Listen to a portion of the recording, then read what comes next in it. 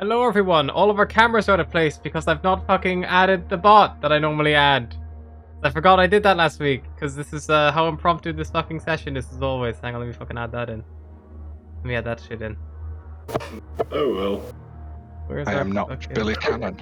You're not Billy Cannon. We're professionals, this is fine. I mean, by definition, we're not professionals. And by description, we're not professionals. But in our hearts, Otherwise, yeah. in our hearts we are professionals. Let's go with that. Yeah, lovely. Bingo. Okay. So, welcome to Spelljammer Academy. We are back once more for this fucking chaos. If my system actually finds the right tab, that would be helpful, wouldn't it? There we are. So, when we last left off, the group had basically been involved in all sorts of fucking shenanigans. They joined the academy and were working alongside a few members of the academy itself, finding themselves just with their feet, kind of experiencing a simulation for the first time, running some errands, and learning the actual area around them as well in that sense, which hopefully will put them in some kind of good standing this time. They transported a crate with the old wolf, which turned out to be some kind of weird attack. There's all kinds of weird sort of instances of theft going on about the academy that they're definitely probably interested in, I'd imagine, at this point. But now we know where the world's at. Let's go around. Let's start at the bottom with the good old dog shitter himself. See how long it takes to realize that's him. Why? Why me? Okay, my name is Vilsort, and I play a GIF called Billy Cannon, a ranger. And I'm gonna go to the person above me. Started from the bottom. On Discord. Now On we're Discord. here. On Discord. Is that different to me? It's still me. It's me on Twitch as well. Hello, I'm Rob. I play Cryptic, the 3 rogue. So weird voice because telepathy. And let's keep pushing it up the order. Let's go straight to the top. Oh, like to me? Oh, I thought you meant like all the way to... Anyway, hey, I'm Adam. I'm playing Mendarvol, my half-orc war cleric, that's right. And yeah, I'm also doing a strange voice because, I don't know, I never played orc before. Alrighty. So, today is the day. It's the official start of your academy training, fresh from orientation yesterday. You and your crewmates from the day before are due to report to Sarith Abazin, Spelljamming Training Officer. Before you head out, however, your first stop is the Academy Refectory for a hearty breakfast. So that puts you guys currently on the cadet quarters floor. You've left your dormitory. You recall Billy had a small encounter with an elven student prior, but managed to keep his bed. And yeah, you guys are able to head round to the refectory to get yourself a lovely meal. The refectory is like a large communal dining hall. There's a patio.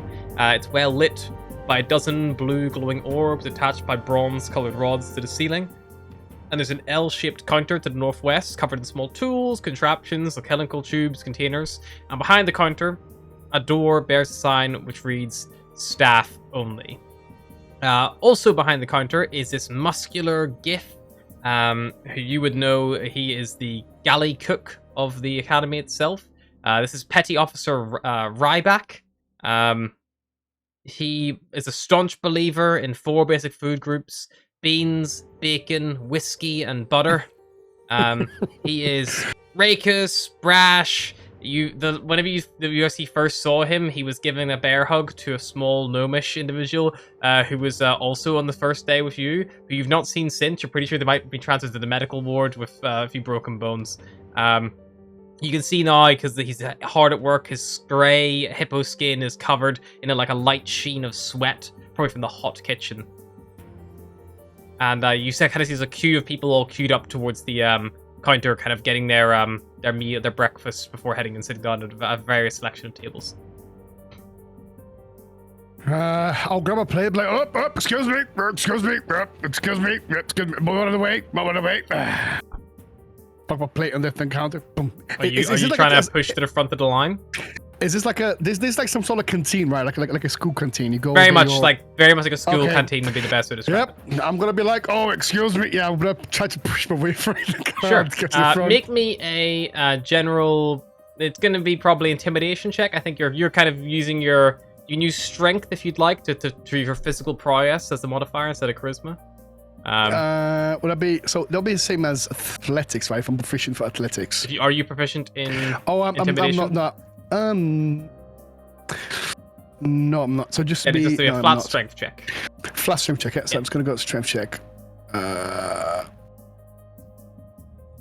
Boom. Like this. Yep. So you start like kind of barging your way through, pushing past, and as you kind of get to like another there's like a Goliath maybe about halfway along the line, and like you kind of like squeeze past them and you just feel their hand just like grip your collar and just like they attempt to like drag you back. Just make me an opposed athletics check against them. And I get advantage because I'm a GIF. Well, give me an advantage. There you go. Boom. 15. You like you don't manage to like he doesn't manage to pull you back, but you don't manage to pull away, and so you're kind of almost like both stuck there, like a test of like shoulder to shoulder, when an immovable force meets like an unmovable object, like holding each other, and he just goes like, I don't think that you are actually in front of me in the queue. Well, I don't think you actually in front of me in the queue either. I was here first, mate. And so we're all late. And he looks by himself. Back of the line. Maybe I'll just stay right here. Okay, it's fine. I'll let you go in front of me, no problem. Make me a persuasion check. Persuasion? Yeah. You're now trying to appeal to him. 15? He like looks at you, looks at all the people once you've already like stepped in front of, shrugs, and just like takes his position back in front of you, like just like doesn't care. It puts you like pretty far along. So you skipped a good like a good bit of the queue. I kind of look behind, like pretend like no one, like thinking like none of my compadres saw. Just you hear a few like whispers of like various people back and forth, just like muttering to each other, like asshole, like just like kind of quiet on the rest.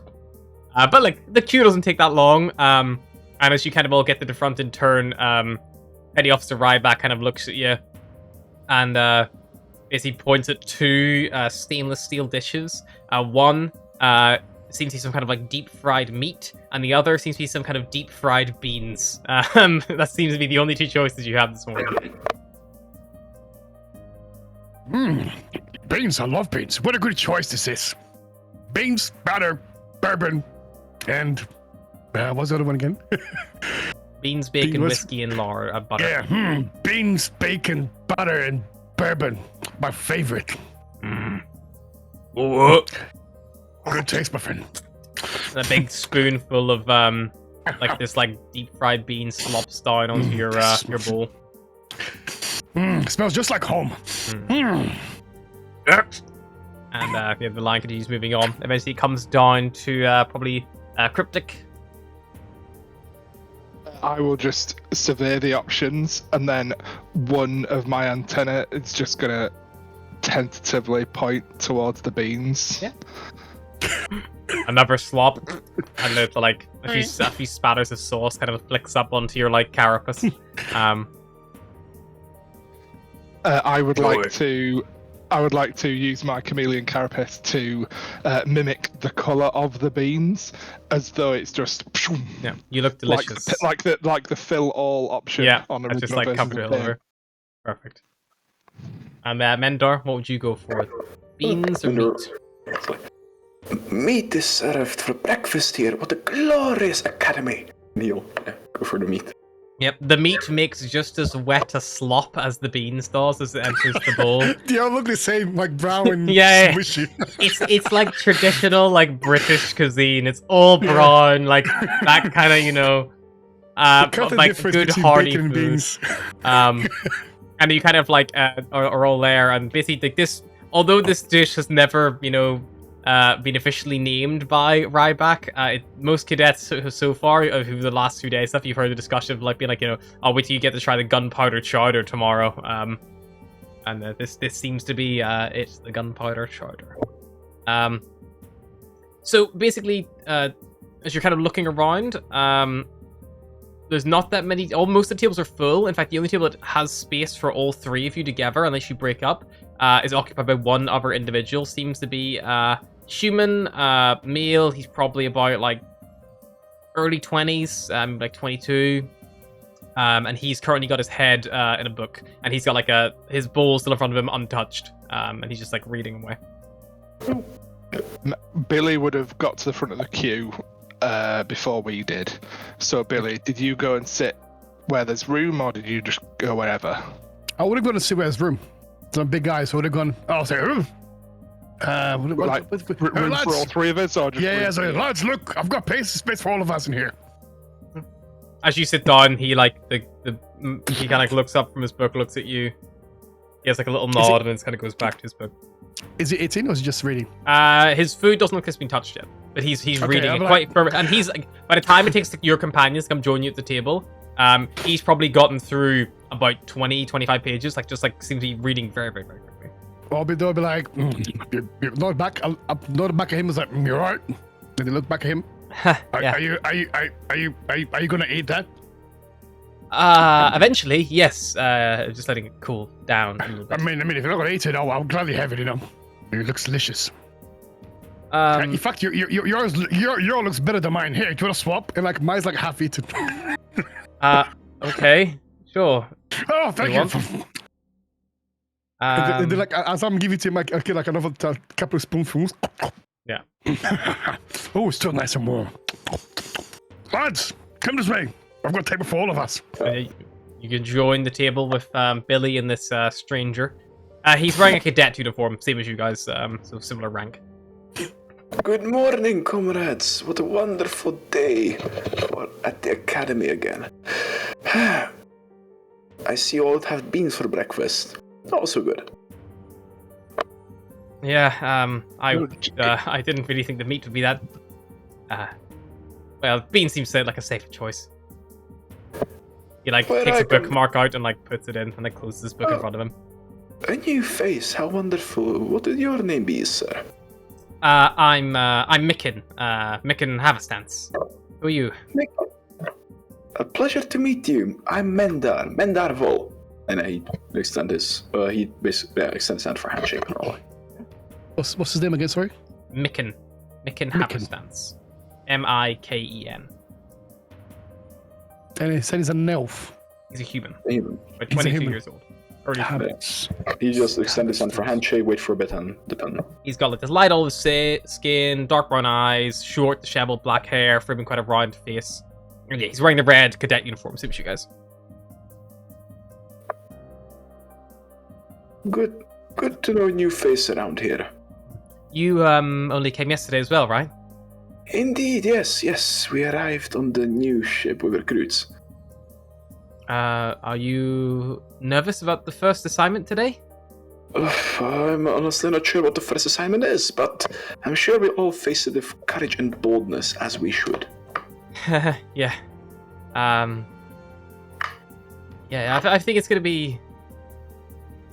I just don't want to let anyone down. I'm sure you'll pass. You seem like a capable young man. Yeah. Are you a crew, the three of you? Honestly, I'm not sure. We met each other here. You guys would be a crew together. You'd be, because you were inducted all together, you'd be classed as a crew, so you're a group. Most people they're like a clique, effectively. Everyone has a little clique somebody they're with. It's weird seeing someone on their own, in fact. I think especially that's kind of why most tables are full, because normally all the crews sit together. I'm not sure if we could call that. Perhaps looks to others. Are we a crew? Yep, we're a crew, definitely. Definitely a crew. It points like this spool's like mouthful. I will telepathically say to just him, like, we're a crew, but I'll happily swap out the gift. Oh, I have a crew as well, but I'm just trying to make sure I get my studies up. I'm a Spelljammer, so I'm the only one who can cast spells. So I'm just trying to make sure that I've Perhaps we could study together sometime. maybe. How did you use the helm yesterday? The simulation one.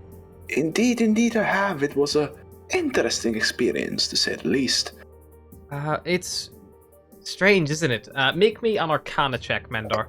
And you're gonna basically how much you recall from yesterday from your spell jamming. Can I use guidance? You can guide yourself, yeah. Thank you. Alright, I'll just roll d4 quickly. What else happening? I'm gonna stand up. Like, right, I think I'm gonna try to get another fill. Do you guys want anything? Just licking the plate. Okay, nothing. Okay, I'm gonna go. I don't even want this. Do you want it? Do you want that? Okay, I'll have that. I'll put in there. I'll be right back. I still gotta go get another fill. There you go. You go back.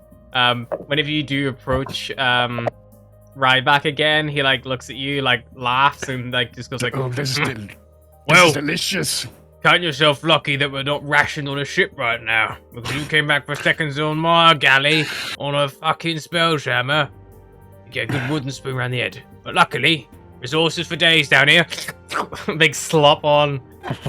My friend. It seems to be more congealed than the last time. Is it the same thing? It's the same thing. Beans again. Probably like all cold and just bottom of the barrel or something. Yeah, like at that point, most people already got their food. He was probably like cleaning up, like breaking down. So like he turned off the fires that were keeping it all warm. So it's a bit more like congealed, kind of like when like a jelly starts to set. I'll be like, when the food is tasting this good, it'd be a crime not to come for a second. Thank you so much. And what's her name, my friend? I'm Ryback. Petty Officer Ryback. Petty Officer Ryback. Nice to meet you, Billy. Billy Cannon. You watch yourself, Billy. There's not that many gifts around here. I know, you're probably the first one I've seen.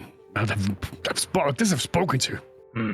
Probably. And my friend, cooking like this, I'm gonna be seeing you many more times. Oh, take care. And I grab my plate. I go back. I take the plate from Crip inside of my plate, scrape it, and make a big pile. Go back, eat it again. Yep, cool.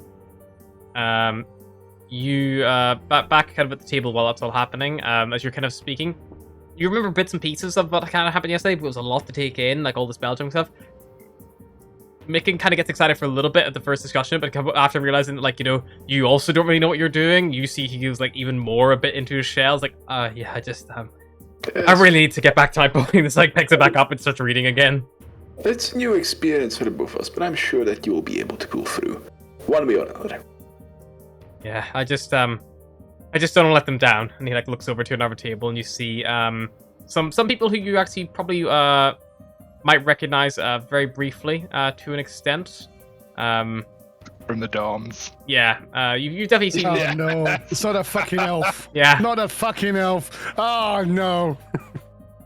Yeah, so you see Vina, who is this like moon elf, and a few of her other like the other troop that she was kind of with. That seems to be part of Micken's crew. I've got a picture of Mina, or no? Avina? No, she's a moon elf though, so she has like alabaster white skin, like white eyes, dark black hair, very like, you know, think Cruella de Vil meets like Goth, Morticia like Adams, slim, kind of pale, dark hair. Fuck.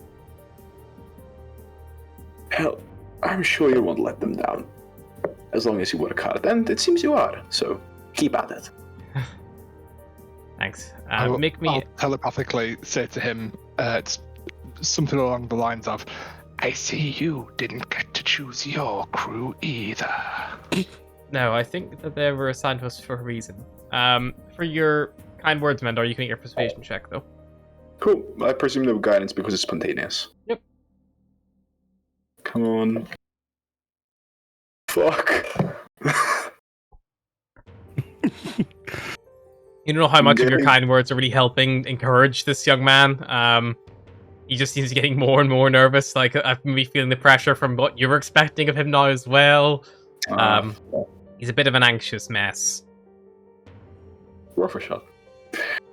Anyway, what is our first assignment today? I didn't read that schedule yet, honestly. You guys would know, you're after breakfast, you're to head to the main hall of the simulations deck, where you're basically, there's a trading exercise that you have to partake today, which is led by both Sayarth, the Spelljammer training officer, and Boatswain and Tarto, the Spelljammer core training officer. It's the human and the Hadouze you kind of met yesterday. I think we get to hit things, so I'm more than happy. Hopefully. I guess we'll find out, won't we? Indeed we will. Oh, sure. Good luck with your simulation. I think I need to get a move on. I'm going to be late. And he has a few mouthfuls of his breakfast, leaves, like, you know, maybe overall, maybe a quarter of the bowl that had already been mostly eaten by Billy Cannon. Gets up, takes his book, and he reluctantly walks over to his table. You see them all beginning to get it ready and go. And you know that you probably need to get it moving soon as well. Yep. Oh yeah, Mendar will probably finish up, go return the plate, and just get ready to go. Perfect. Alrighty, so you guys head to the simulation deck. Not far from where you currently are anyway. It's only a level, like a level up from yourself, a couple levels up, 2 levels up to get there. You kind of find yourself in the main hall, and as you arrive, you see Micken, you see Vila, you see a few of the others all as well, just the other cadets. And there's two teams. You see your crew and the crew that Micken and Vila are a part of as well, or Vina are a part of as well. You're all kind of gathering where Saith and Tarto are both kind of standing there waiting. A few members of the other squad kind of murmur excitedly. You see Vina kind of like, you know, like laughing, and they definitely kind of being a bit overconfident and, you know, trying to be a bit big for her boots. And you see Boatswain and Tarto just like shoot them a glare, like while chewing on the end of her cigar, and then you just watch the giggling and all just kind of like subdued with a very awkward silence. Sayarth kind of like scans through all of like her nice silver eyes, and their like stern gaze shifts in like this wide grin. Well, this is going to be most fun indeed. Tato, you want to take it away? And the Hadouze kind of like steps up and goes like, right. All right then. Okay. So, basically, this exercise is to test your skills, talents, and well, it's also a bit of playful fun. Competition between the two teams. You'll earn points, so they'll be tracked and recorded by myself and Sayarth here. And we'll see just what you got. Each crew has got to navigate their ship through a debris field on the outskirts of Collier, a sodden big gas giant. There, you salvage a captain's logbook from the wreckage of an abandoned ship, then return to the starting point with your own ship intact. And she looks at everyone for like a long pause, goes, intact. Not first. Get the mission done well, not quick. Quick can mean fuck-ups, and fuck-up means lives lost. Everyone back in one piece. Mission completed. Micken kind of like gives a little wave, and you kind of see like he like mouths like good luck to probably Mendar, and they're kind of led off towards their chamber by Tarto, and then that leaves Sayarth to kind of lead you guys over to your chamber as well. Well, I love one of those everything or nothing missions. Nice. So, to give you guys a quick rundown of how this works, Sayarth explains this to you because, you know, you've actually never been properly like assigned to a Spelljammer before, but I'm just going to do it myself as opposed to in character, so you're all clear and you can ask questions. Because there's a lot of rules about spelljamming and combat and things like that are going to prompt questions. So basically, on a Spelljammer, there are 3 roles. Only one role is mandatory. That is the Spelljammer. They are the pilot of the ship, and they need to be a spellcaster. They need to have the spell casting ability modifier, spellcasting ability from the class, basically to be able to be a Spelljammer, because it requires like a level of arcane power beyond simply what can be granted by a feat or a background, etc., etc., etc. The other roles are that of a captain, who are basically they're assumed they're expected to give orders to the other crew members, who in turn are expected to follow those orders. And then there are shipmates. They operate ship's rigging, weaponry, and the captain can also double as a shipmate if required. So that if say you need a shipmate to like interact with an object or interact with an area of the vessel, the captain can also do that instead of doing one of the captain abilities. They basically have like a variety of options. So you can only have one captain and only have one spelljammer, and then the rest of the crew naturally become shipmates. Because there's only 3 of you, that means one of you get to be one each, effectively. You could have if you didn't want to have a captain, you could have a spelljammer and 2 shipmates, and just kind of go all level playing field and like run it like that with no one giving the orders. That won't necessarily negate your potential in that sense. Like it's not gonna be a hindrance really. So it's kind of up to you guys. I would suggest that as I've got telepathy, and if shit goes down, we can communicate that way as long as we are within 30 feet, that I might be better being the captain so that we can coordinate comms. Yep. I don't have too much of an option, so Spelljammer. Yeah, I'm gonna be the teammate, because he used to be a teammate before as well, so Perfect. it's not new to him. Alrighty, so you guys are you kind of like once you kind of all agree on what you're doing, you find yourself now in this simulation chamber. It's this broad circular space with like this domed ceiling, and you see kind of like all scattered about the room. There's like arcane runes carved all up along the walls that fill the area with bright light, and kind of in the center there's this like spell jamming helm, a training version. And it creates complex illusions designed to test cadets' speed, skill, and ability to actually work together in a crisis. Searth kind of brings you in, and you see Mr. Blip, the Academy's autonomous quartermaster, is actually preparing the physical aspects of the simulation. So if you kind of think of it, the best way to think of it is like this.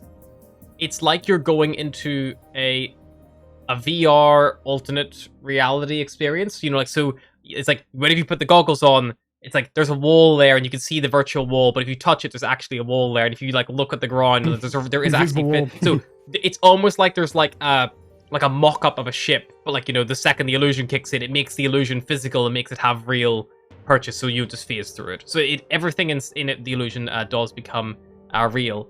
But also this illusion seems to be very, very powerful from what you experienced yesterday. It's like, I mean, the simulated rules are this effectively. It is just like the real thing. The simulation, like you've experienced before, it affects all of your senses. Everything looks, feels, and sounds real. Even the areas that don't have a physical counterpart in the non-illusionary world seem to be so realistic in the illusion. The magic is so potent, it actually does have real shape. Things like the Reavers yesterday, whenever you were attacking them and shoving them, they had real... It felt like you were actually shoving someone. The illusion subsedes what you normally expect in this space, because it's all been enhanced by the runes. This illusion as well, it would be explained by probably Blip and Searth. Spells like detect magic and dispel magic aren't going to even pick up on the illusion or affect it. So if you need to make use of those in the illusion, it's not going to disrupt your experience or the illusion around you or your allies. So that it won't affect them in that sense. It is like the real thing. And damage-wise, if you are reduced to 0 hit points, you don't actually die. You fall unconscious. But whenever the simulation ends, you do have lingering psychic shock, which can offset you slightly. But whenever the simulation does end, because it wasn't real, things like hit points, spell slots, and other limited use powers are all restored to you. Because again, it was all a simulation, so you weren't actually. Although it felt like you were expending energy and it felt like you were casting that spell, the illusion was almost like it's almost like it's blocking that spell from even happening, but then letting it illusionary happen and simulate it in that sense. It's very, very advanced. Basically, so you get a rough idea. Mr. Blip kind of comes over to you as he sees you, and you see his eye shift to this little big green color as he kind of sees you all again, and gives you like this big smile, and he goes like, "Hello again, it is great to see you." And his eyes like shift to like a bright blue as he hurries over to this table set of magical gear and mysterious devices that are just unrecognizable to characters. And then he looks to Searth and goes like, "Searth, everything is ready to go." And he gives like a big thumbs up. He then wheels back over and gives Cryptic, because you're the captain, he gives you 2 pieces of parchment, a wild space map, which shows a route to your destination, and a crude sketch of the logbook that you're due to retrieve, so you have a physical idea of what you're looking for. And then Seraph kind of gathers you all around the training helm on top of the platform, and kind of like steps back, holding their palms outward, and begins an incantation. The sigils scrolled on the walls and floors glow brightly, intensifying as the training officer weaves their powerful illusion. Good luck, cadets! And don't be afraid, though these illusions are realistic, thanks to my arcane prowess, they are just that. Illusions. You are completely safe here. Blue, white lines form around you, etching the shape of the ship deck around the platform upon which you stand. The room melts away amid an explosion of color, texture, and sound that place you on the deck of a ship that is shaped like a gigantic hammerhead shark. The ship is situated in the skydock atop Spelljammer Academy. Scuttling clouds fill the sky above you. Righty. Well, I'm gonna go get myself set up in the spelljamming chamber. Can I have a look at the pieces of parchment in my hand? Yeah, so again, it's one is like Oh, so one is the sketch and one is the map. One's a sketch and one's a map. The map you'll have to plot a course, but like you imagine you'll plot the course en route. The first thing that is need to happen is Mendar is actually heading in the right direction straight away. You need to take off. So the Mendar, if you'd like to make an ability check using your spell casting ability modifier to attempt for takeoff to propel the ship skyward. All right, everybody, this will be a bit rocky, probably. And can I use guidance or not? I'm not sure how the ruling is there. Yeah, you have the time to pause and get yourself set up. You know, like it's not like you're in the heat of the moment right now. Cool. That's that plus D4. 14. Alrighty. Perfect. Yes, you actually do manage to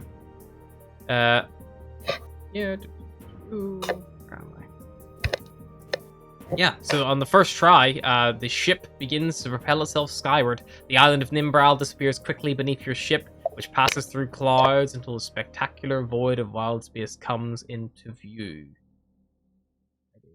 And now, this simulation is basically a series of skill challenges.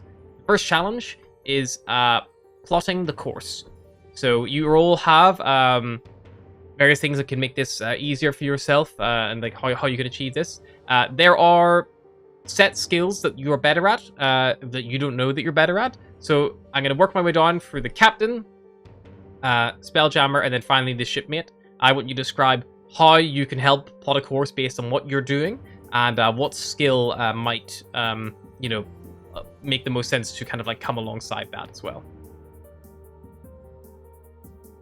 So Captain first. So Captain kicks us off. So Captain, you can make any kind of check that you like. Everyone has 2 skills that they are better at than everyone else. So they have they get an additional bonus, but those skills are unknown to you at the minute. Things. So I'm gonna pick something completely random here.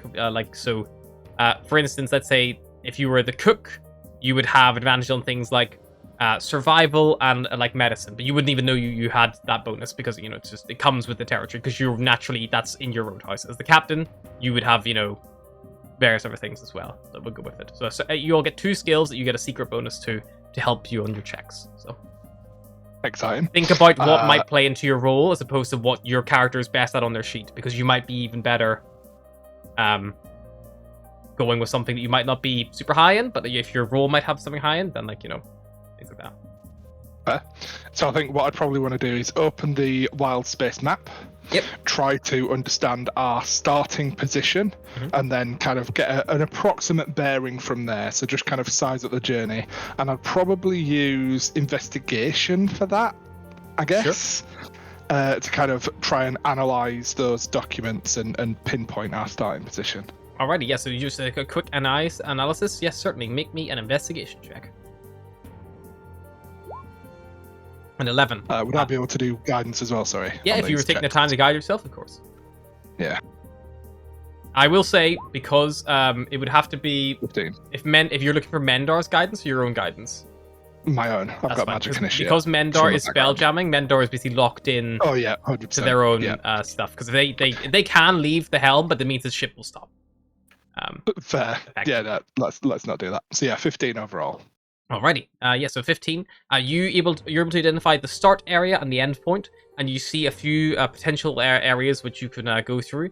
Some of them pretty more challenging than others, but you're still not 100% on where to go. So next up is the Spelljammer itself. Connected to the ship itself. It's a weird experience. You actually do gain some information. The wild space map that Cryptic actually has also been uploaded to the Spelljammer helm itself, so you can almost see your current vector of travel, where you're heading to, so you have a rough idea of what's going on. And as he begins to like almost mark on it with like his ideas, you see the basic plot being made, but you can obviously find your own way. You are steering the vessel in that sense. But at the minute you're not. It's not the matter of getting there right now, it's planning how you're getting there. So how are you planning how to get there?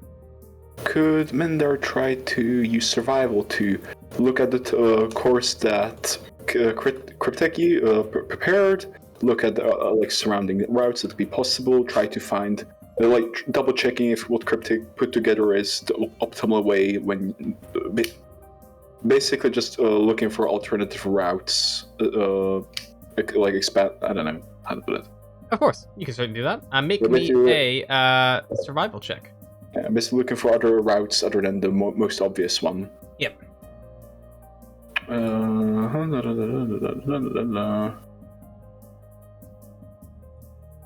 17.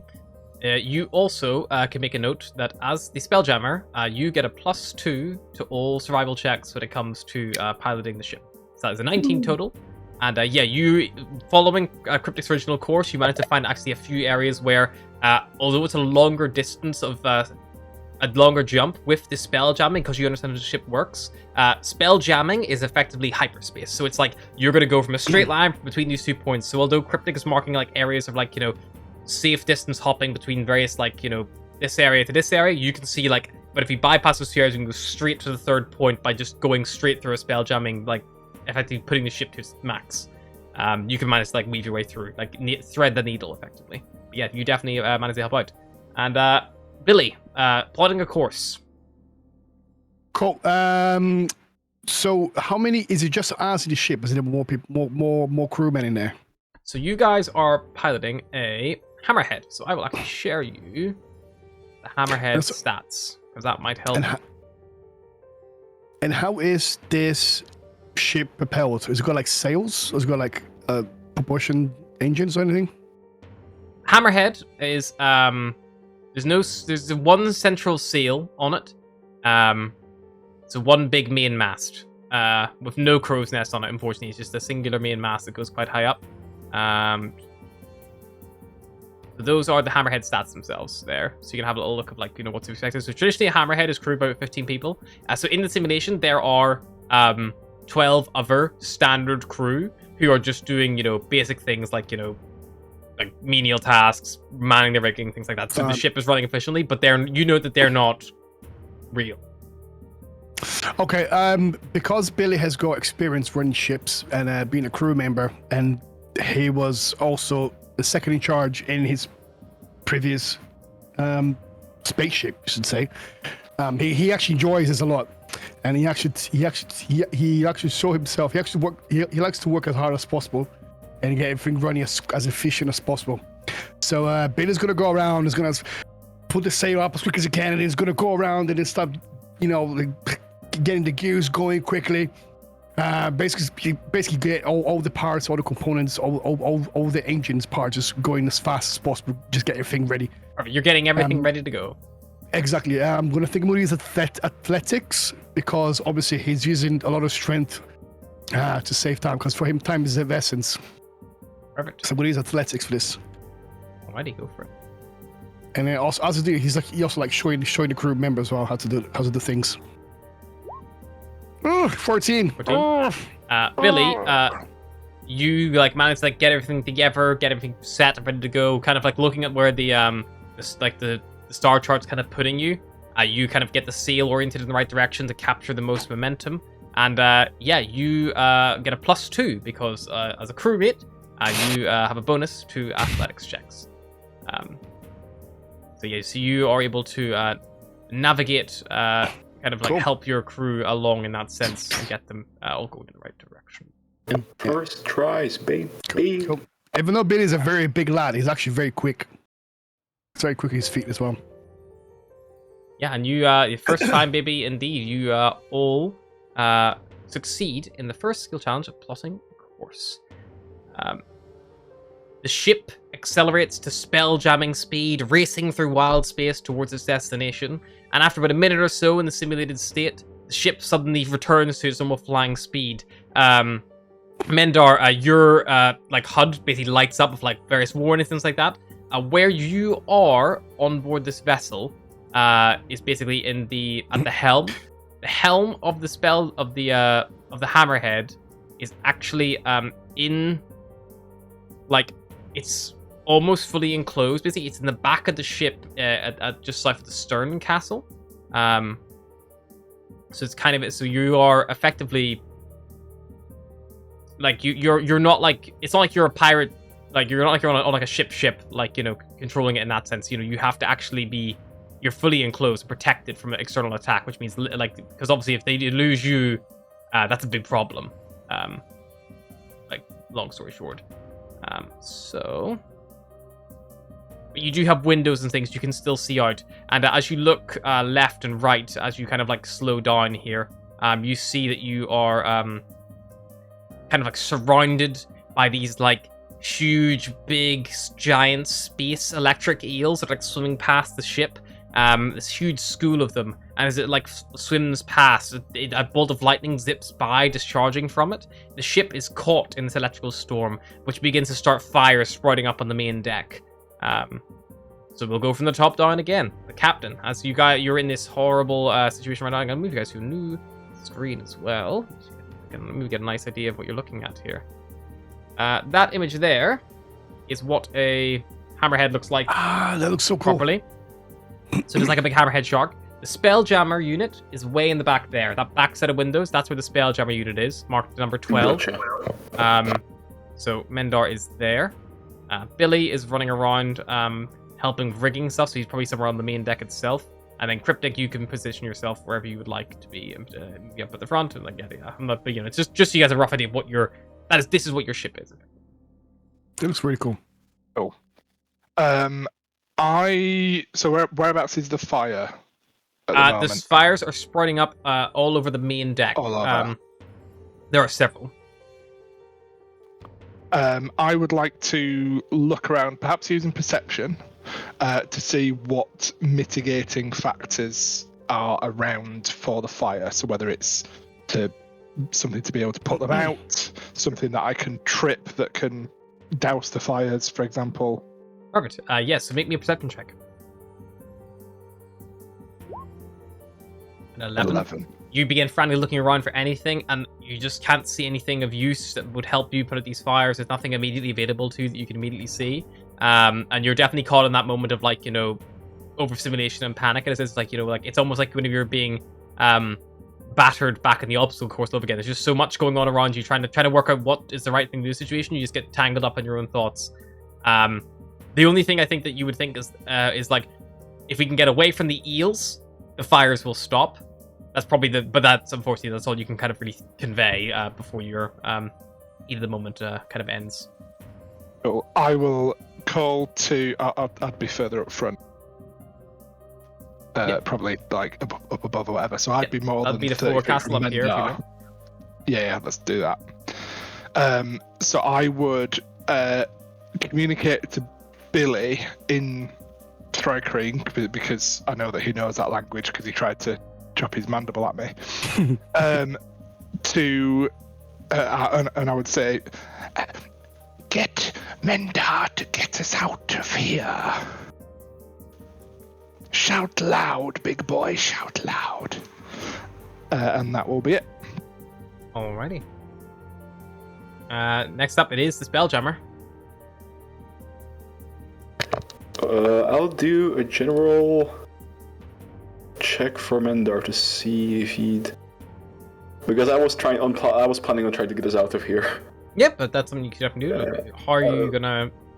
I'm trying to find the correct check. I probably perception just to find a way, maybe like a gap in the storm of eels, just to navigate us slowly out of there. Not overrushing it because we don't want to ram So through. are you just gonna stop and look with the perception, or are you gonna actually try to navigate it?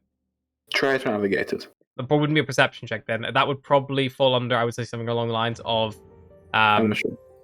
maybe some kind of like magical check. If I say like Arcana, maybe, or maybe even something with like your Wisdom, something that maybe relies on your spellcasting modifier. So maybe something one of those. Think of one of those skills. Want me to do a Wisdom check because I'm only like I have survival, animal handling, stuff like that, but that doesn't really fit. So I can just pick a skills that is part of it, you know, as opposed to a flat Wisdom. I'll just go for flat Wisdom. No, pick a skill. So like, you know. Oh, alright. Just so that's a 19 if you add 2 from proficiency. Yep. So if you're going for what skill are you going for? Probably survival then. Survival, and then I get your bonus +2 in this situation, because this is an instance of, you know, relying on your base instinct. Survival is your kind of your base instinct as well as knowing what to do in a high price situation. So yeah, you begin piloting and you drop the ship. Like, it's hard because, you know, you're thinking almost like it's very easy to get locked in, like, I'm on a straight line, I'm on an ocean floating along, and you suddenly remember like the third dimension, and you drop hard like down, trying to pull yourself out of the majority of the school itself, without colliding, if any. Unfortunately, you don't have very good vision below yourself, so you literally almost end like this like dead free fall for a second, and just blind hope and faith. Luckily, you don't collide with anything as you pull away from the main body. You're still in the outskirts of the electrical storm, and there's still a few fires on deck as well, but you're out of the worst of it now. Billy, there's still these fires sprouting up all over. You just hear mad laughter coming from fucking Mendar's cabin. It's like, ah! Okay, as a crewmate, he's gonna do exactly as was told by Crip. But fuck, I'm gonna use a skill I'm not very good at, but I think you suit the occasion. Billy was like, "Yes, Captain, no problem," and then like he's gonna shout around to the virtual crewmates. I was like, "Crewmen, get the fire out as quick as possible. I'm gonna go to the main deck. Everyone is Spelljammer. Quick, grab anything you can, any blankets or anything." And then probably gonna use. Can I use a survivor for this one, or charisma? Sounds or like persuasion? a persuasion check. Persuasion, me, yeah, I thought so. Yeah, it's gonna be a persuasion check. I'm shit at persuasion, but that's what he would do. That's what he would do as a crew member. Fuck, come on. Boom! So, That's not bad. Billy, That's pretty good. although you are only a shipmate, you followed a direct order to your captain. Your captain, if he gave that order, would have had a bonus of +2. You will get a bonus of +1 for carrying out the captain's order on his behalf, because he was busy doing something else. So you kind of like get half of his bonus. You as a shipmate traditionally did not see much bonus from a persuasion check in that regard. But a few of the crew kind of look around, and there's definitely a moment of chaos and panic.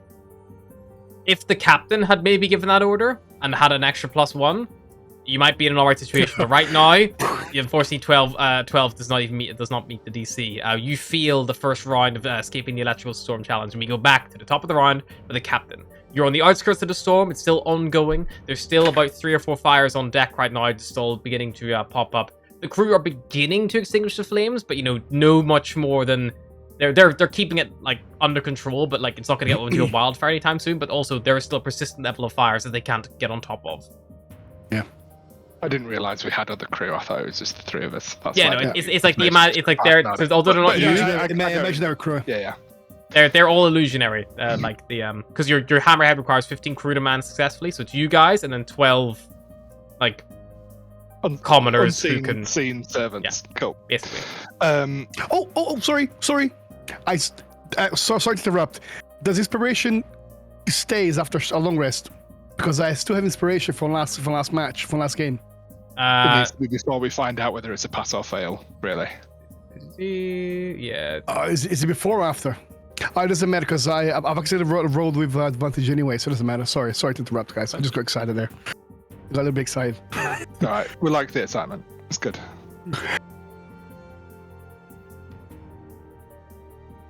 I actually did roll with advantage anyway, so it doesn't Yeah, matter. so it wouldn't matter regardless. You did use it. But I believe it only lasts until the end of that session, nice. additionally.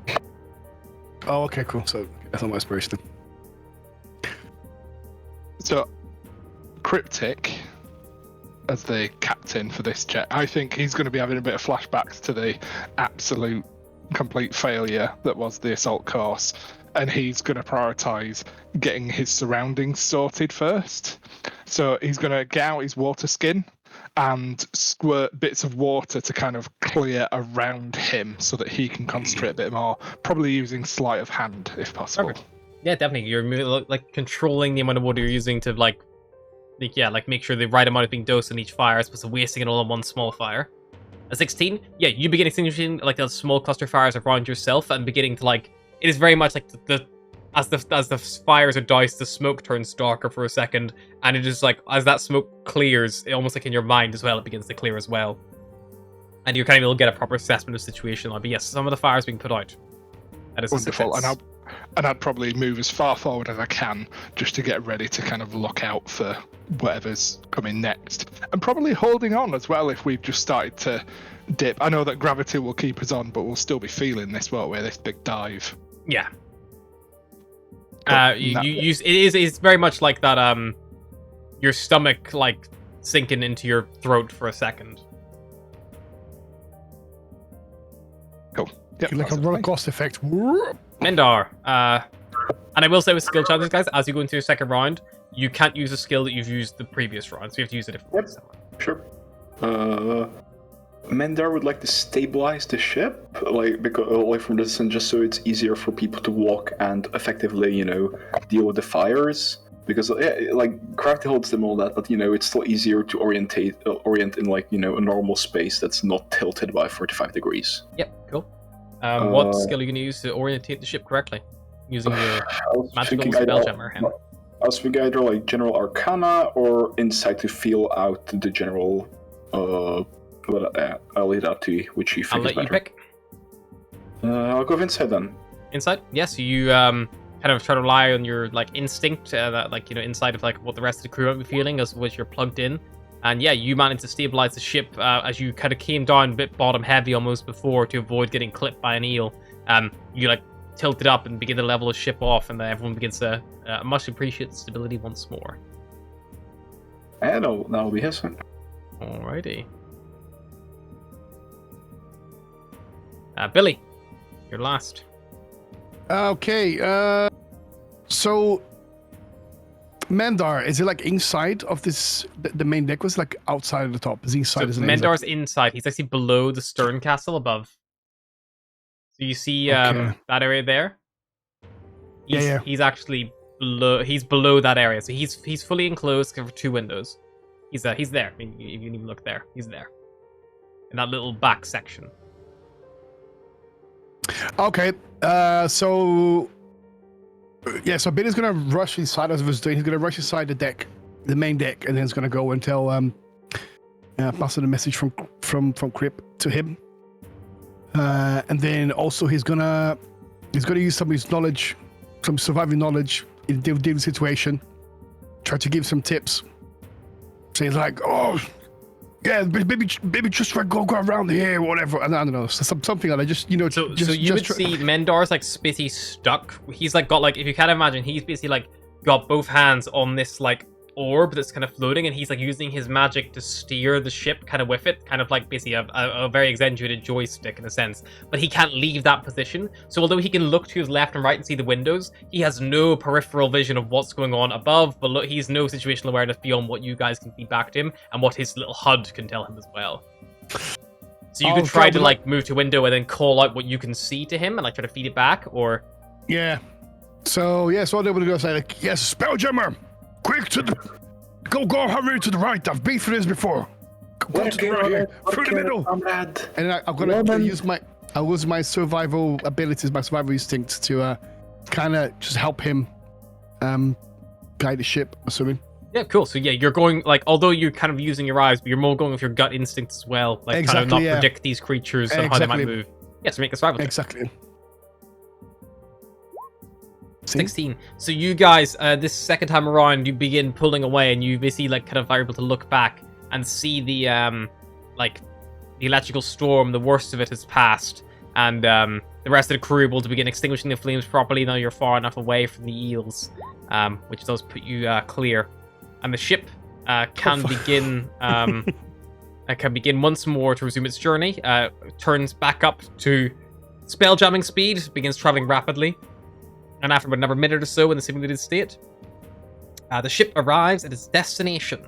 And you see the abandoned ship that you seek is in the center of this cluster of asteroids. And reaching the ship safely means you're going to have to navigate a careful route through the asteroid itself. Like for this big cluster of asteroids.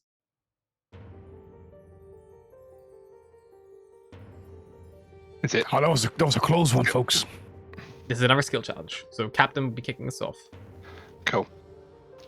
I as a player am not going to metagame, but I as a character am. So I'm going to think, that they're testing us. So I would like to use insight to think how might they want to test us on this approach. What little flashes of genius or which training points are they trying to teach us with this presumably orchestrated scenario, and then use that knowledge to help guide us in. Sure. Make me your insight.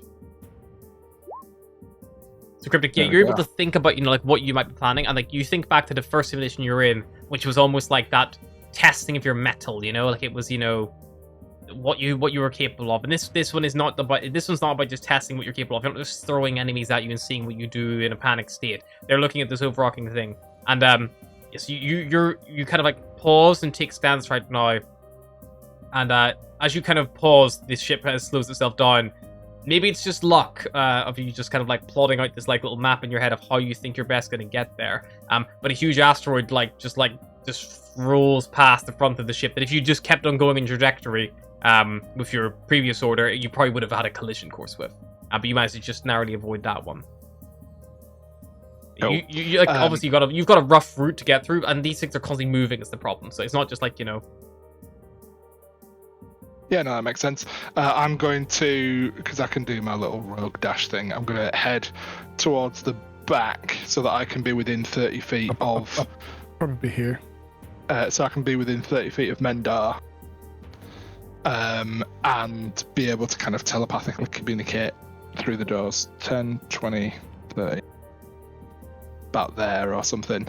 And I will say, guide us in slowly. We're about to touch down. Aye, aye, Captain. and that'll be it. Perfect. I would say you would know, Cryptic, that the likelihood of touching down is fairly unlikely because the ship you're flying towards appears to be, it's just like abandoned space. It's just it's just abandoned. It's not on. Yeah. It's not docked or anything, and it looks like it's taking a fucking heavy pounding from these asteroids at this distance. You can see a lot of debris, kind of all like held together by the gravitational plane. It's almost, but like the ship is not functional or probably salvageable at this point beyond scrap. Cool. So I'd probably say arrive or make contact or something there instead. Alrighty. Mendar. Cool. Are you going to bring us in? Quick question: can we use the skills from the previous skill challenge, or are we still locked out? You can now you're in a skill challenge. You're refreshed again, and I will say for each skill challenge, sometimes the skill that you're most proficient in does change. So you don't always bank on that plus you found before. Gotcha. Cool. He will heed Cryptic's advice and also recall how the whole talk about getting things done properly, not quickly, and to prevent fuck-ups. So he'll try to use either survival or insight, I'd have the same bonus, to feel out like just the right pace. So he's not too quick, not too slow, so he still has a steady pace but doesn't rush things, and just gently try to weave it through the asteroids. Alright, go for it. Cool.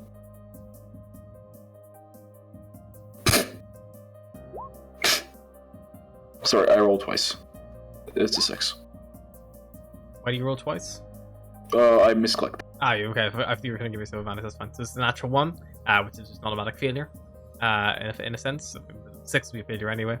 You like try to rely on what you're doing, and like as you're kind of moving, you've like Cryptic, you would see the ship gets like it's as he banks hard right to begin going like down to loop up around one asteroid, has completely negated another one that you're basically now on a collision course with. Unless something happens and soon, you're probably going to hit that thing.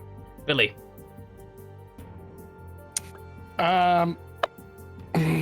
Billy probably gonna just keep looking outside the window, and then still gonna give him some assistance, pilot to the ship, and then he's gonna once again try to use his gut gut instincts and his knowledge. Yeah. And I will say, Billy, you don't feel, because you're the shipmate, don't feel you're restricted by things like, I can't control the ship, so I'm not steering it. There are things like grappling hooks on the deck with ropes that you could like try to throw into another asteroid and like try to pull the whole ship. Like, so don't feel restricted by like, I'm useless because I'm just a crewmate. Like, you can do lots of things. You can do things like, I turn the main sail to like try to correct the ship. Like, so don't. Your imagination runs wild here, Like, if you can give me a good enough reason, I'll be like, yeah, that's cool, we'll do it. So, like, don't feel restricted by what you can or cannot do as just I'm just a shipmate. And that's in that instance, then I see this massive asteroid comes, like all these big asteroids coming back. So I'm gonna run outside again and try to grab some of the sails and just like physically just push them. Yeah, so you grab some of the rigging, and you begin like heaving and like I'm calling to the previous aid. I tried to like time it correctly as well, so just about timing as well. So I'm guessing I'm going to use sleight of hand on this one because I'm timing the pull of the sails. If you want to do, if you're trying to like make it a dexterous, well, I would say this: you are on a crash course right now. Are you taking your time to make sure the timing is correct, or are you trying to pull this thing as quickly as possible just to like get it done? I'm trying to probably try to pull this as quickly as possible.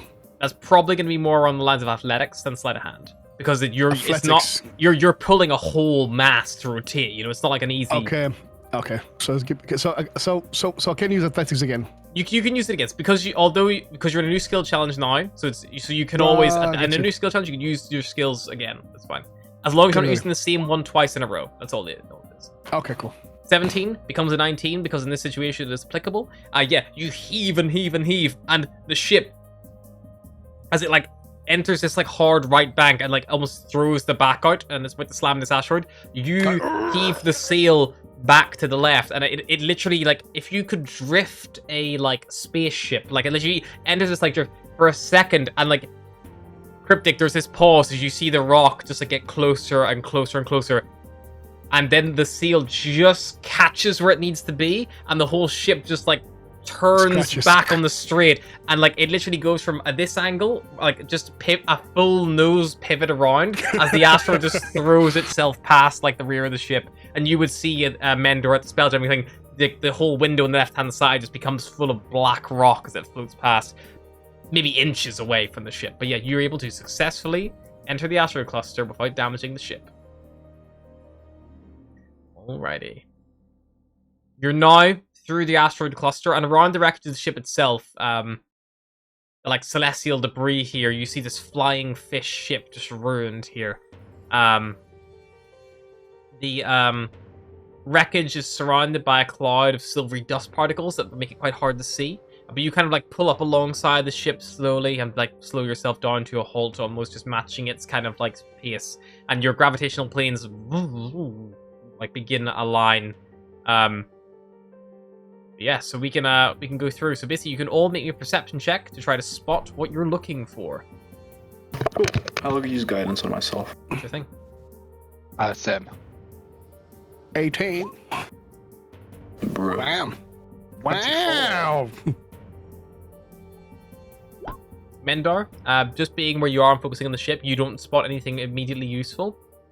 Billy and Cryptic, you guys both spot on the rear of the vessel. It's no longer actually attached to the ship itself. There's debris that looks like it's come from what would be the captain's cabin of the flying fish ship. And the logbook, you actually catch it just like bobbing in and amongst the debris, which is kind of like in the derelict ship's gravity plane. But the difficult task is going to be obtaining that book, because although the ship and all around it is like mainly ruined, the debris is not solid ground, even though it is floating in that plane. It's going to make it quite hard to do. So you're going to come up. You need to come up with a solution of how you're going to get there. If that's simply tying a rope around your waist and jumping and hoping for the best, or making use of spell casting. That's exactly what I was thinking. I'm just throwing out examples because I think it's good to think, try to stay, because this is beyond our normal fantasy D&D. It's always good, you need to think This is hard. Hold up a fucking minute.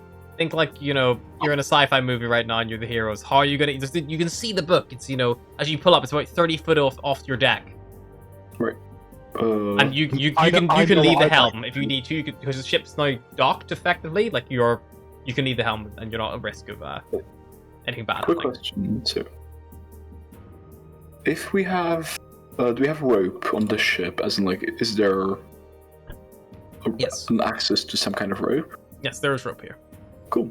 Would it be possible to? Oh, sorry. I'll just quickly check something. How far away would the debris, a good chunk of debris that would be, how far is the debris from us, floating? You're 30 foot. 30 foot. Yeah. Mena would grab one of his hand axes, probably, and I could tie a rope to this and throw it, and then we could pull out. Somebody would pull themselves over there, to the debris on the rope. It would be nice. You could end up knocking it further away. I have a bow. If this arrow hits, it'll stick. If your hand axe hits, who knows what will happen. Fair enough. You have a bow. That's even better. All right. See Billy just tying a rope around his waist. Not see anything. Let's keep that as plan B, shall we? Yes. I Now, like you'll bounce straight back to us, I'm sure. But let's not just yet. I'm going to get the crew to help me tie an appropriate knot for the sort of thinnest but still most resilient piece of rope that we've got around the back of a short bow. Okay. Around the back of an arrow. I'm going to kind of try and assess the weight of it, because obviously I've shot arrows lots. What I've not shot is arrows with a bit of string rope attached to them. So I guess the question is, are you looking for string, or are you looking for rope? I would probably want to look for string to wind manually into something a bit more resilient. Okay. Because 30 feet isn't that far. No. But yeah. You can find, at the very least, you can find a rope that you can have the crew unpick and, get you thinner strands of rope. And then, once you're happy with that tension, because it's not as light as string, but also not as heavy as rope, it's still going to incur a penalty, but it's not going to incur a disadvantage. So it's going to, it'll be a -2, half cover effectively, because it's throwing the weight of the arrow slightly off. You have to then account for, which is you're not used to. Would I be able to get Mendar to help me line up the shot as I focus, to maybe give, because normally the help action is on the target. Yeah. But the target by its nature is far away. Is there any sort of help I can get from my crew for this shot? Could Mendar stand behind and try to see if the arrow is lined up with his target? Just assess the angle. Yeah, you could basically. Are you proficient with ranged weaponry, Mendar? Bows of any kind? He can use hand axes for range. I'm going to say throwing an axe and shooting a bow are two different skills. Also, he's proficient in martial weapons. Martial weapons, perfect. Yeah, so you can definitely. This is something you're used to. Again, the addition of the rope is something new to you. But between the two of you, you think you can probably match something together. So he can aid you with this attack. So you just roll me an attack roll. See if you hit. And is your intention to pierce the logbook itself and then pull that in? My intention is to... Or to hit a bit of debris nearby and then have someone then use this to shuffle over. My initial thought was get the logbook to be strong enough so that if it hits, it's gonna stick. Were we told not to damage the logbook at all? I would say I don't think it mentioned anything about the condition the logbook was in the initial brief. I'll double check. Each crew is to navigate their ship through a debris field in the outskirts of Colliar. There you to salvage the captain's logbook from a wreckage, then return to your starting point with your ship intact. That was your brief. So you take that whatever you want. Is the logbook kind of slowly rotating? It is idling in that debris field, bobbing on the gravitational plane. So it's not a static target. It's like if you imagine, like, it's a very hard thing. To kind of put together. We've lost our bot. It's gone to sleep. What? I'm half Billy again on Twitch. Um. So I think I would aim for the spine of the book. Sure. So as to not damage too much of the any entries within the log. So just kind of wait for that and then fire. Here we go. Alrighty. You loose and the bow. You fire, it like hits and the rope like goes taut as you hold it there. I'm going to gently start to pull, so sort of feeling the tension of it. I would like you to make me a sleight of hand check. Yeah. Sure, guidance. The issue is the rope that you're using, although it's not as thin as string, so it's quite resilient. But the problem is, if any of this debris nearby knocks it, there's a chance of the arrow getting dislodged or something like that. So the rope's not going to snap. Yeah. The more the issue of like, let's hope the arrow stays in. And you're trying to like, Hopefully. you're like stopping to like stop it from like bumping into stuff and then pulling and stopping. Yeah. And like a bit like reeling in a fish. Yeah, exactly. Could Mentor use guidance as I'm not sure. Cryptic is already guidance himself, I believe. Oh, nice. Never mind. And good thing he did. 14. Perfect. 14. A 13 was the DC. You reel slowly, pausing at just the right moments to account for the book's kind of like natural drift from being like floating idly with no like traction. And then you're able to reel it in. And eventually, you have the logbook in your hand. Grand work. Alright. Now we just have to get out of this goddamn place. Indeed, I'll map a different route back so not to go past the eels. Yes, that would be very welcome, my friend. The eels can the be helm. easily navigated around, but the asteroid cluster you're still in the heart of, so you have to navigate that once more to escape. Alright. Could Mender take a bit of a look before he enters his cabin, just to get like a bit of an idea of where he would want to go? I'd probably plan with him as to sort of to figure out Sure. a route. Maybe kind of not calculating, but getting a judge of what asteroids are moving where, so where we might have a gap opening up. What you've now realized, I've been sat here for a while, it seems that the way the ship's gravitational plane has been, this asteroid cluster is almost like you're like the eye of the storm right now, so you are relatively safe in the middle. It appears that it looks like these asteroids probably flew in, impacted with the ship, bounced off, and then entered its gravitational plane itself, and that's what made it so difficult to get here, because it's just kept accumulating more and more spatial debris. Cool. Alright. Ready to go? Ready. Ready. Oh, I didn't get to bungee jump out of the ship. Oh. Maybe next time. Oh, I'm sure you'll have a lot of opportunities. Alright. Well, see you on the other side, hopefully. As he climbs in. Keep the rope on you, big boy. You might need it still. It kind of looks good on me. Always, no? But Billy, have you got a 30-foot long rope on you, Billy? How long would the rope be?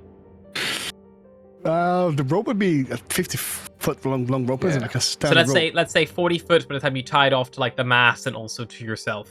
Yeah. So you got 40 foot of breach that you can hop off the ship at any point if you need, and still be attached. I'm gonna pick up the other end of the rope that's still loose and be like, Don't forget to tie it to something. Oh. Yeah, that'll be quite important now. Give it to me. Important for you. Okay, let's get this show on the road. Alright. Alright. Everybody hold on to your hats. And keep an. Would we know, by the way, in the simulation, if our simulation also features the other crew, or if they're in their completely separate, sterile simulation? Are we racing on the same track, in effect? You are in two different simulation chambers. Cool. However, at no point did they say that your challenges were the same. Oh, right, okay. Fair enough. So there is potential that maybe you would encounter each other, but like they're not after the same item you're after. They might be doing something completely different. You're not sure how the actual illusion works, whether they're gonna be in the illusion or not. But the rooms are not connected. They are in the real life. They are separate rooms, but you're not quite sure how that transcends to the illusionary matrix that you jacked into. Cool. Potentially, like maybe it's like online playing. You know, maybe they appear like a multiplayer lobby, like a LAN party in the tower. Cool. All right, let's go. All right, Captain, start us off. You have to pass back through the asteroid cluster, same as before.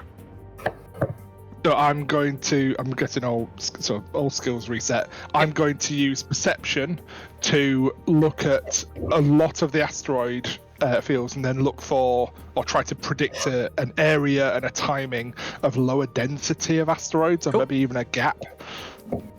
Perfect. Make me a perception check. Flat 10. Yeah. Looking around. Yeah, imagine. Would you guidance yourself? You time to let the Eye of the Storm? For the ones where I've got time, yeah. Yep. Because you hadn't let the Eye of the Storm just yet, so you prep it. 13. It's just enough. You take a moment and pause, and the ship begins pulling away. You just able to find a rough direction. You're able to guide Mendar in the direction you can see where there's it's almost like you've watched a little very fly past, and it's not like it's a pattern, but although it's just passed through there, it's unlikely there's gonna be a lot in for a moment, and you begin heading that way. Mendar, you're up. Could Mendar like to use the information he gleaned from before by just standing and watching the asteroids move? So probably also perception or survival if we were going off the intel he just got from, from Krypton. Cryptic, goddamn names. And also, would he be able to guidance himself before entering the first round? Oh, yeah, you can guide yourself, get yourself ready to go, and then immediately start piloting. You have a minute, So I'll go with perception then. Okay, perception. Spelljammer gets a +2 to perception on this challenge, so yes, so you get a +2 to this challenge. Because you have to navigate with your eyes just as much. You're doing things like the ship begins entering non-traditional vectors of traversal, so things like where he's pulling the ship to a hard bank left, and almost keeping to see the main trajectory and then spinning the ship back around to then continue on the original course. And you were able to successfully continuing with Cryptic's plan, bring yourself down and out. Billy, this time it looks like the ship should hopefully be able to make it clear, but is there anything you'd like to do to try to just ensure that? Billy's gonna climb on this sail pole here, and this pole here, and the top here, and then once he gets to the top, he's gonna use his perception and just keep an eye out for anything incoming, and then he's gonna obviously keep just reporting back to the captain. So we're gonna Captain, asteroid to the left. Captain, we're gonna use your passive perception, but I want you to make me an athletics check to shuffle up the pole, because if there's no ladder or anything, that's a straight mast. And there's no crow's nest at the top either, so there's no not like any rigging or anything to climb up. That's not traditionally a climbed pole. It is just to hold a sail. So I need to do athletics to climb, and then I use my skill check. Your athletics to climb, and then we'll use your passive perception of what you can see traditionally. Okay, because I use my athletics, so it doesn't really. Okay, and then I climbed. Yep. Fuck's sake. Oh shit. Kind of like a Mulan with the pole of where they have to climb to reach the top. Billy begins trying to shuffle up and just can't even gets up a few foot and then slides back down. His bum hits the deck and you hear a few wooden boards creak. You're not sure. You're not sure, but you're pretty sure you hear Boatswain Tarto laughing for a moment. But very as the illusion falls away for a split second. Stop blaming people. Put some grease. Someone put grease in this bowl. There's not. Anyway. But you managed to get clear of the asteroid. The ship steers clear, and not by the maybe 20 seconds after you steer on that final asteroid, exposing the beauty of astral space kind of all around you once more. Another ship appears on the horizon. Its sleek frame is painted in a wild shade of pink and is designed to resemble an immense squid. Starlight reflects off the ship's hull, illuminating two mounted ballista rotating slowly Oh shit! to face your ship. And that is going to be where we are going to roll side initiatives. Your captain, I would like to roll a d20 no modifier to determine your initiative, please. Okay. Okay.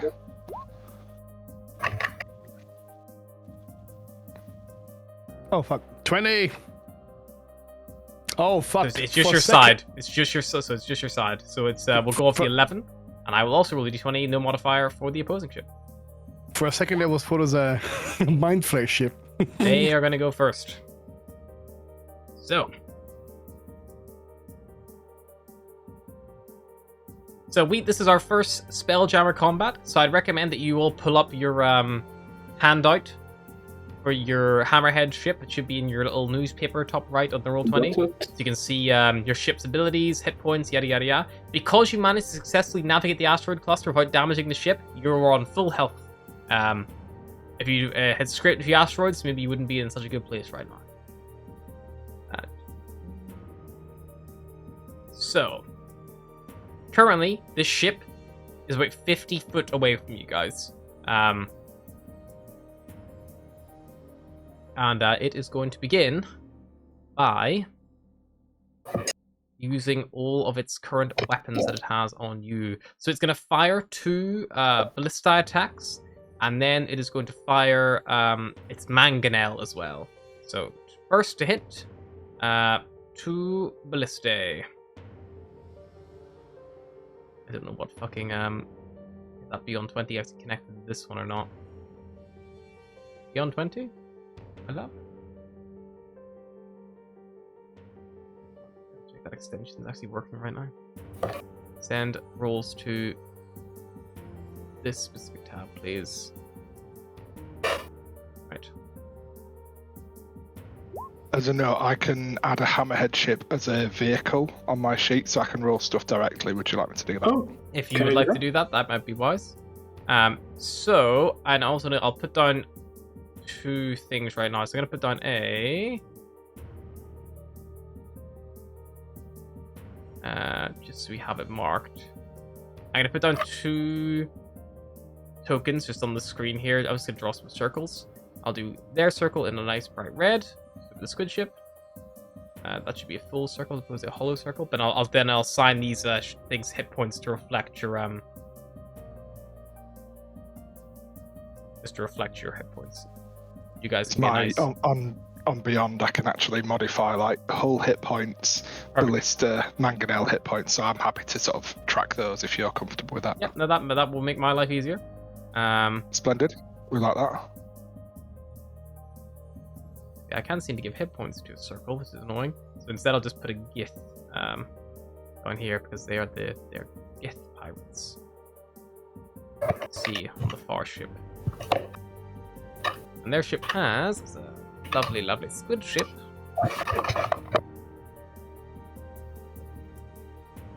It's gonna go 20 correct. Yeah, it's fine. Max it up. Okay, so AC for them is that and that. Okay, so I think the 11 will miss you guys, but I think the 18 will hit. That's right. The AC is 15 of the Alrighty. hull. So you're going to take to your hull 10 piercing damage, but your damage threshold I think should negate that completely.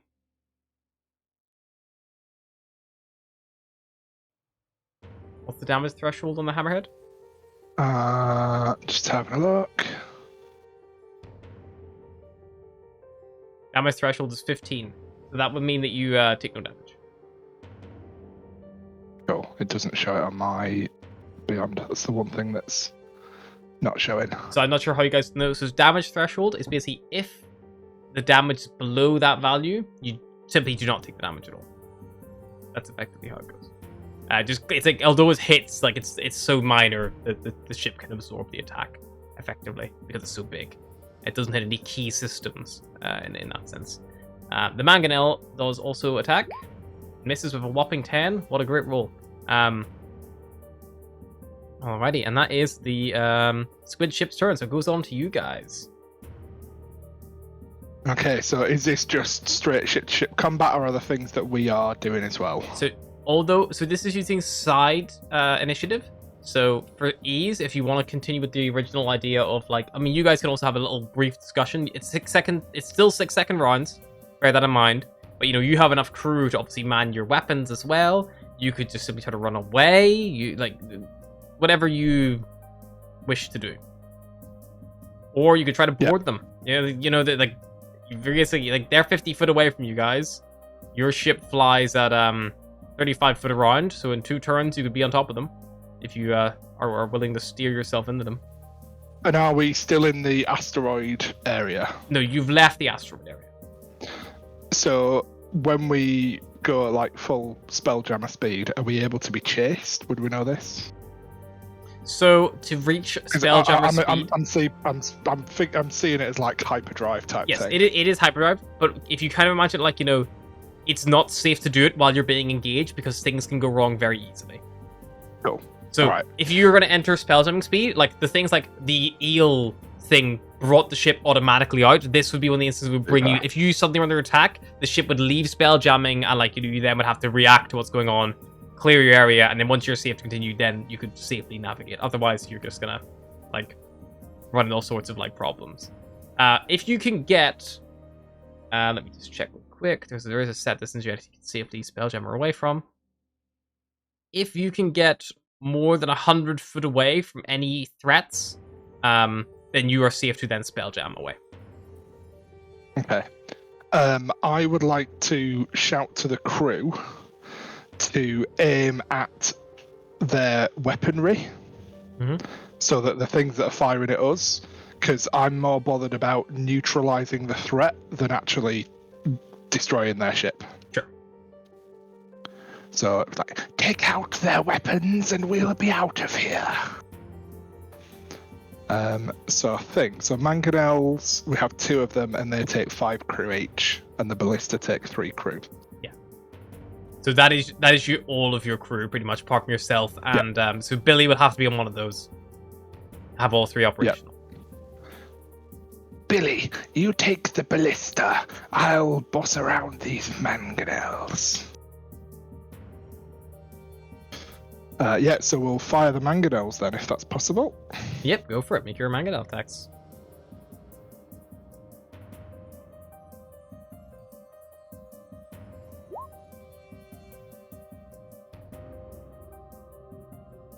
And 15 will hit, but 12 will miss.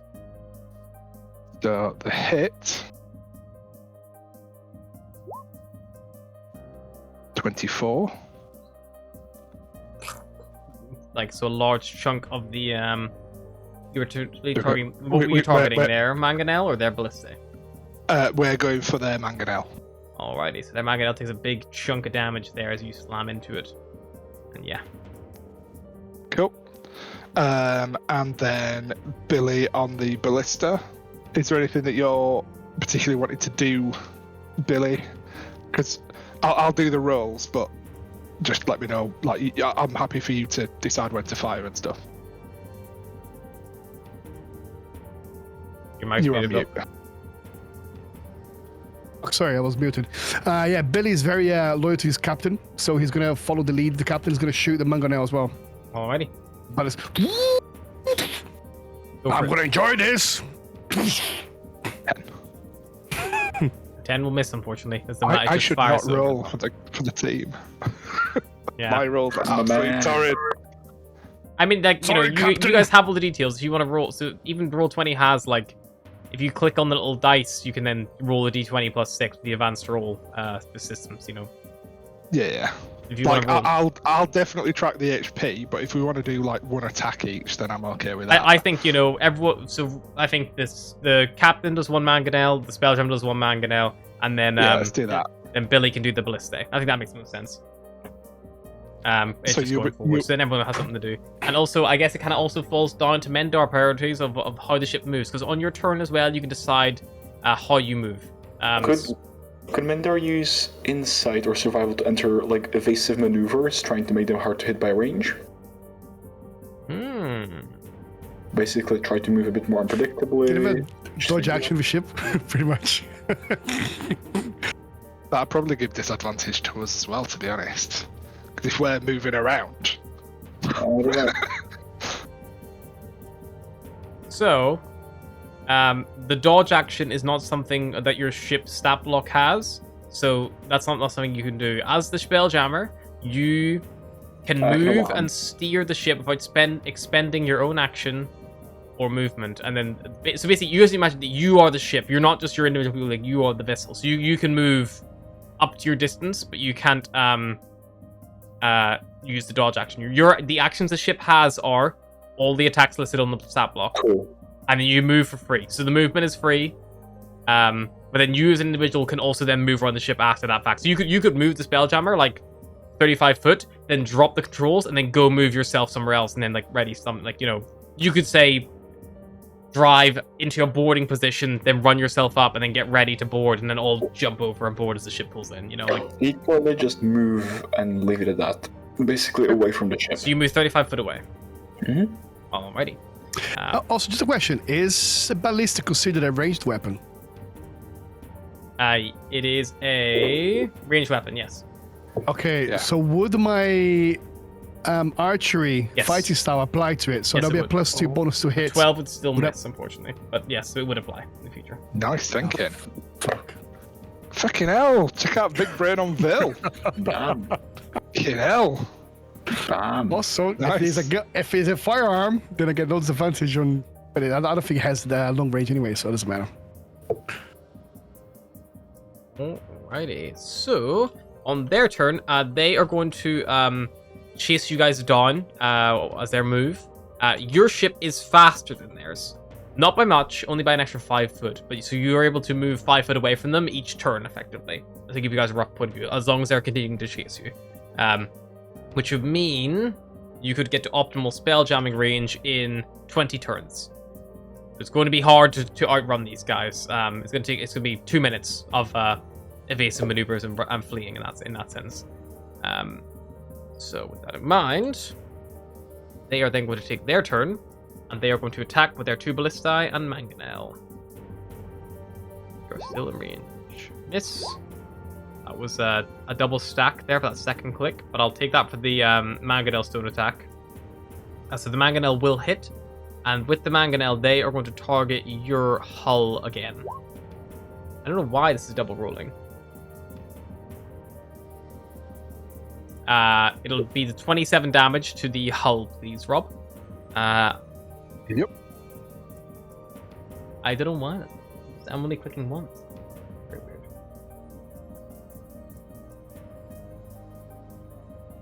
Very strange. Okay, but that will be their turn. They maintain pace, and so you guys turn again.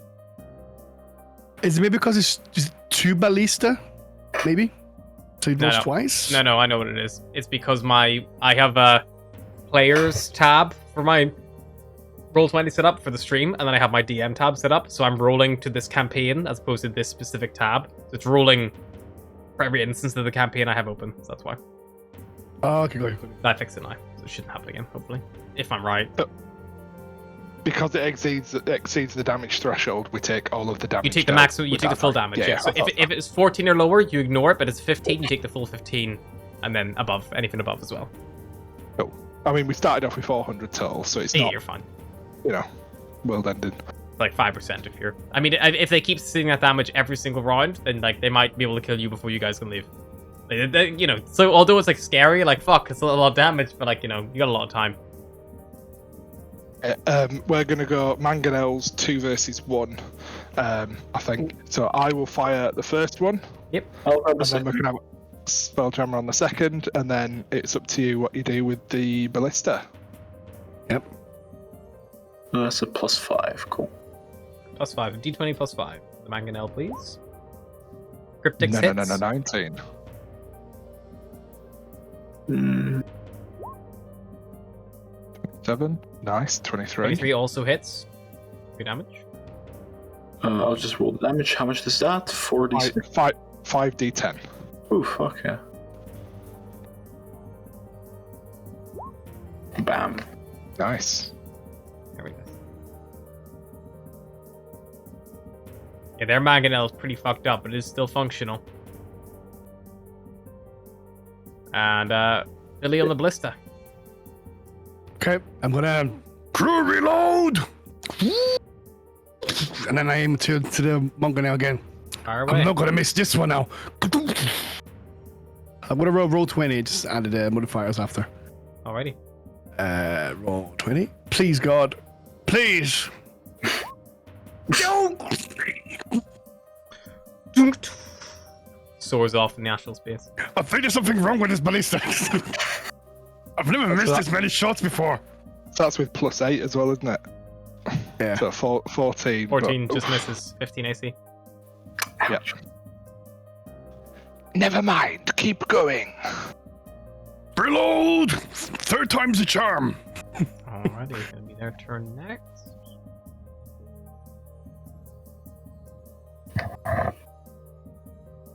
I'm going to telepathically just kind of update the Spelljammer and just say, if things start to go south, we might need to ram them. All you need to give is the order, Captain. if I it's thought as much. just yell ram. I don't yell anything. You know what I mean. Alrighty, and these guys are gonna attack with their ballista. Ouch. Oh no. Natural 20 is gonna definitely do it. Oh, fuck. Natural Okay, I one. rolled shite damage. On Oh, that. right now, yeah. Thank God. So that is only gonna be 26 damage on your hull. And the mangonel will miss. Bam. I won't have 2 ballistas. Yeah, they have 2 ballistas and 1 mangonel. You guys have 2 mangonels and 1 ballista. Alrighty, and that is and they maintain it. You're 10 foot away now, but they're maintaining their distance. Cool. Mender will still probably move away.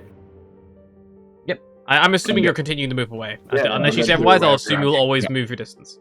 Cool. And then he'll go for mangonels. Yep, aim for that mangonel, same one. 21. Don't hit, roll damage. Nice. 5d10. Mm-hmm. Meaty. Nice one again. That mangonel, wood and splinter and debris just goes flying as it is destroyed. I'm going to say, crew, erupt in a celebration. To sort of try and intimidate them, but in the most awkward way. Taking out one of their 3 main armaments. Yep. Cool. And I will aim my mangonel at the one of the ballistas. Perfect. And call to Billy, the ballista's next. Yes, Captain. So the mangonel's done, yeah? Fuck. Yeah, their mangonel's done, and your mangonel misses the first ballista. Billy, your ballista is up. Billy Ballista. versus Billy Ballista is fucking. gonna- It's like fucking. It sounds like a fucking Billy wrestling name. Ballista. Can you big man, come on, can you big So like, much, so much better. it's like And in this corner, Billy Ballista.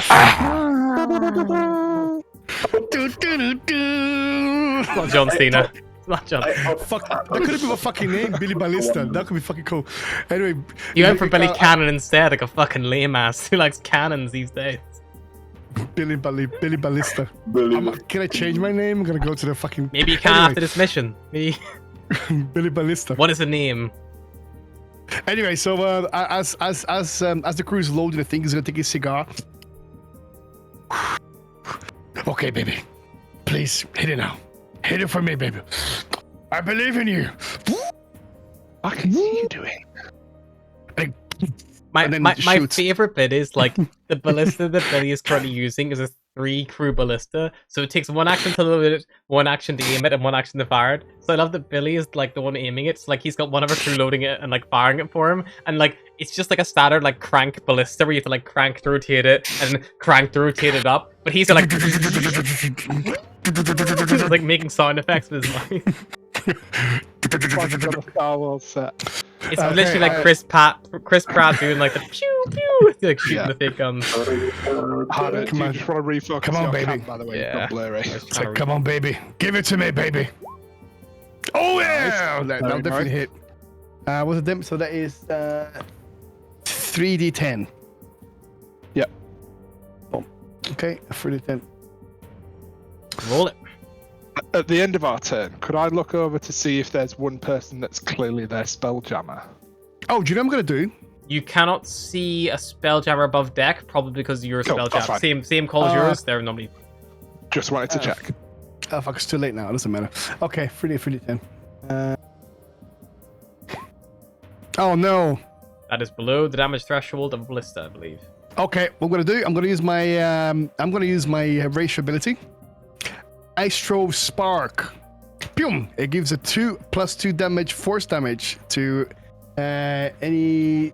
Oh fuck! Is this a martial weapon? No, this is a ranged siege weapon. Ah, fuck! Okay, so that doesn't work. But good thinking. But yeah, unfortunately not. Okay. Never mind then. Just soars over there. Ping! Bounces Almost off there. the shield. Almost there. Alrighty, their turn. The Mangonel is down, so they're going to make 2 ballista attacks against your hull. Okay, now solid. Both will hit. Yep. For a total of 22 damage, because the it does nothing. Mhm. And that will be their turn. You guys are now 15 foot away.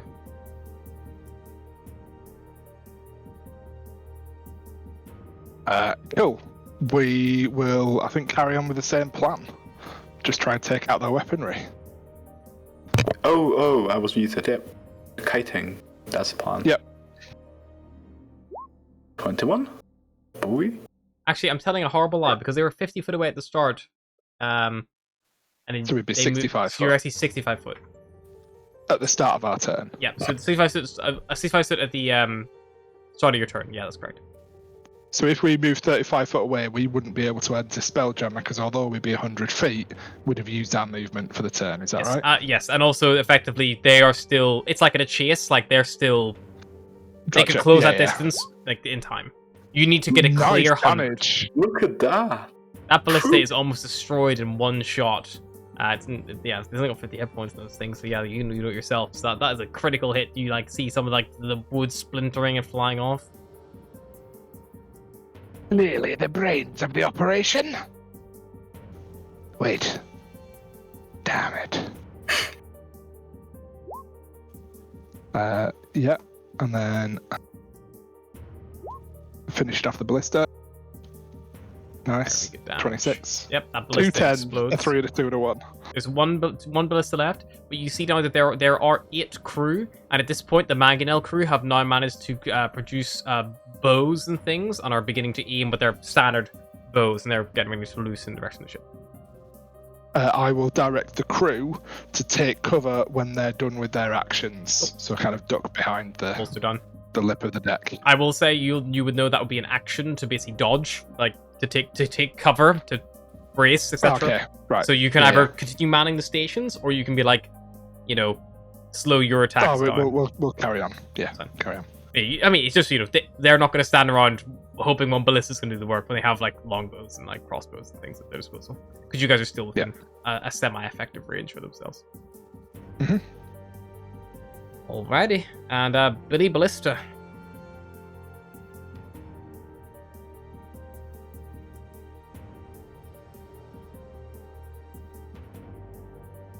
Is he alive? He might be Billy? asleep just in real Oh life. fuck! I thought, sorry, man. I thought it was your ballista. Okay, sorry, man. Billy Billy Ballista. Ballista. Okay. Literally my name. Yes. Someone's gonna go and load my ballista. Yep. And I'm gonna go and shoot at. So this. Do you still have one ballista left? Just think of one so left. Then. we've taken out a Mangonel and a ballista. So you got one They've ballista got left. one ballista left. Beautiful. Okay, I'm gonna aim for the ballista then. Go for it. Go. That will miss, unfortunately.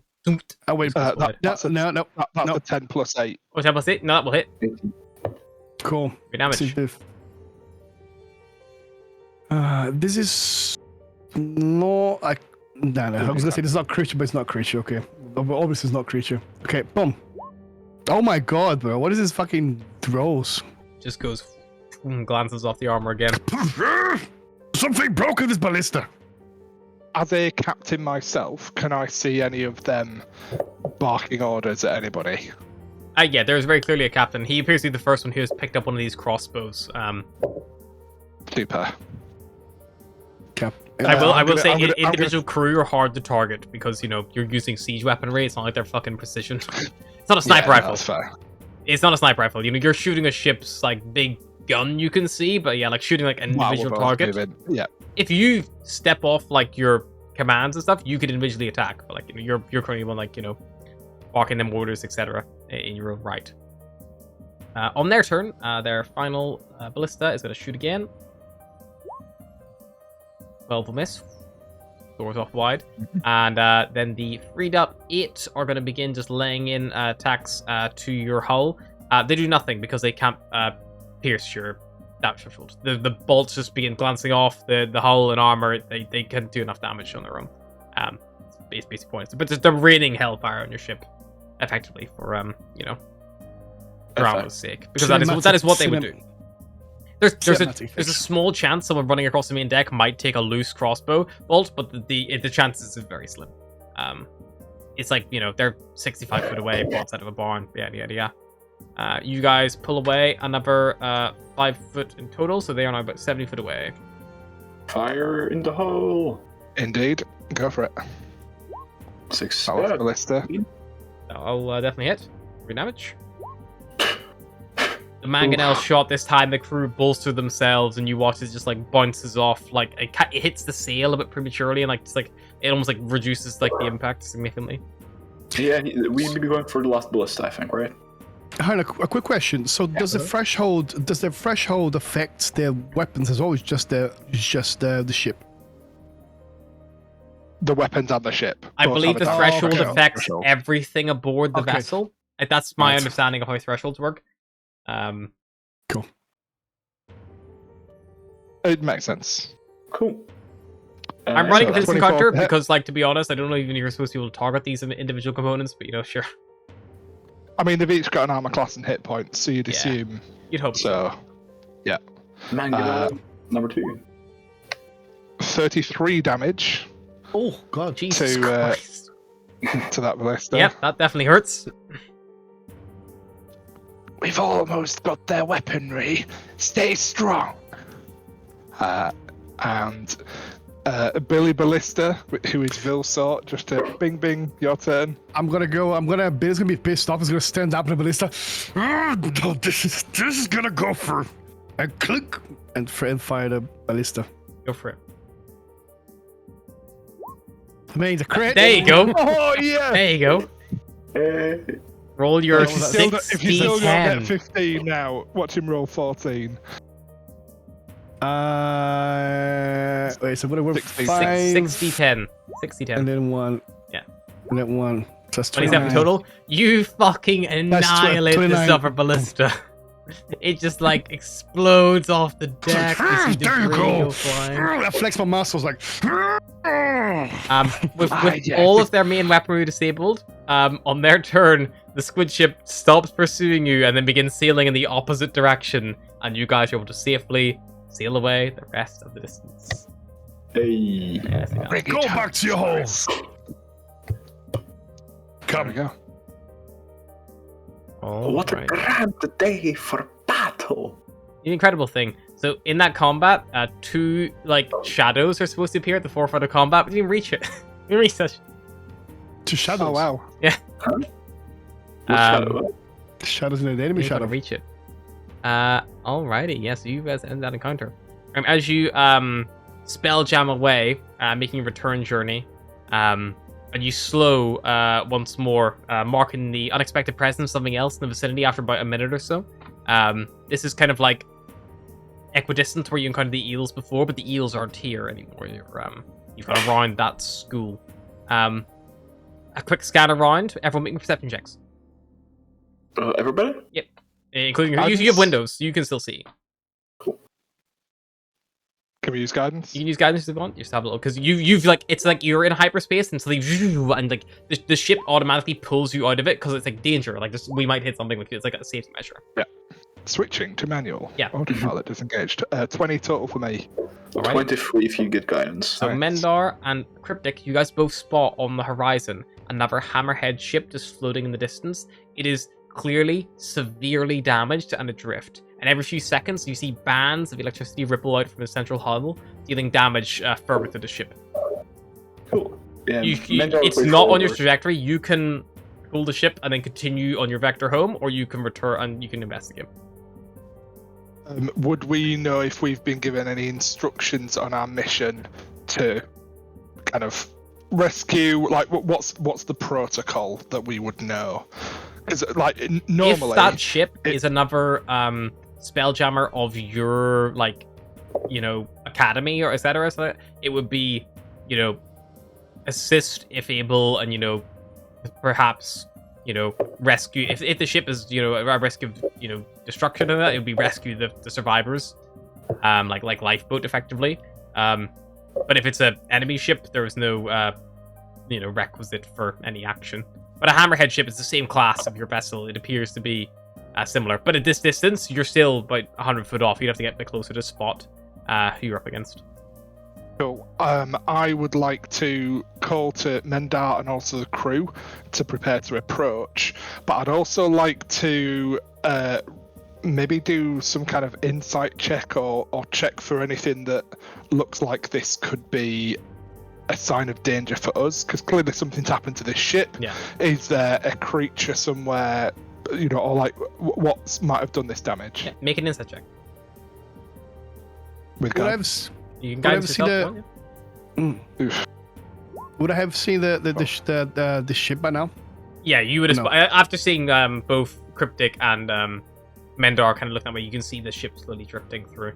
And yeah, with 12, we'll see what you see after we take a little break. So we'll be right Nice. back.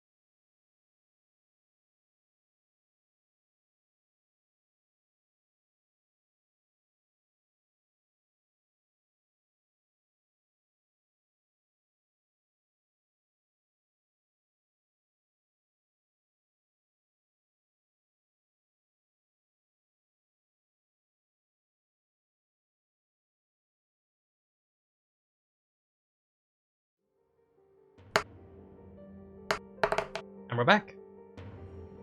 Alrighty, so whenever we last left off, you guys could see this other ship in the distance. You were being slowly creeped towards it. And you kind of, as you get closer and closer, you would actually see Mikan there on the deck. And you see they're clearly in trouble. And you see he's waving both arms out, very clearly trying to get attention your way. The important question is, do you guys just leave the other team to their fate with the goal of beating them to the finish line, or do we try to save them? You know the simulation means that they're not going to die. Like, you know, either way, like it's you've been briefed on how the simulation works.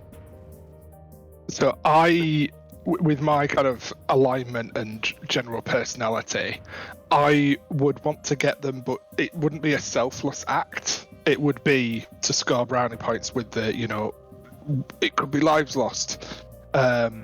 And Cryptic, you can't see anything immediately around them as a threat to your ship. It just looks like their ship is having a malfunction of some kind. You're not really an engineer, you're not queued up, but the weird rippling effects and stuff, something is going wrong with the ship as opposed to something's attacking the ship, or maybe something's been damaged and then, you know, they're dealing with that after the fact and it's not going well. Billy would turn out to Captain, say, Captain, we must go and save them, Captain. Yeah, that's what I was thinking. Good one. Crew, prepare to get close. We're sending in the big man. Aye, aye, Captain.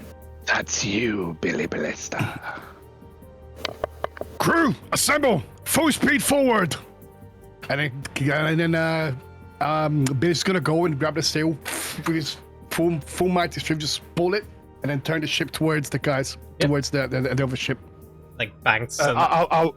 I'll probably just kind of take a quick look at Mendar and be like, we can just let him have this, can't we? He's clearly enjoying it. You can see his smile face. You keep steering us as you've been doing. Aye, aye, Captain. I'll do my best. I like to think it's like Billy's there and he pulls on the rigging to make the sail move, and Mendar's there just moving it to mimic what he's doing. I'm seeing it as a kid with an unplugged controller. Exactly. Next to the dad. Exactly. He's loving it. He's loving it.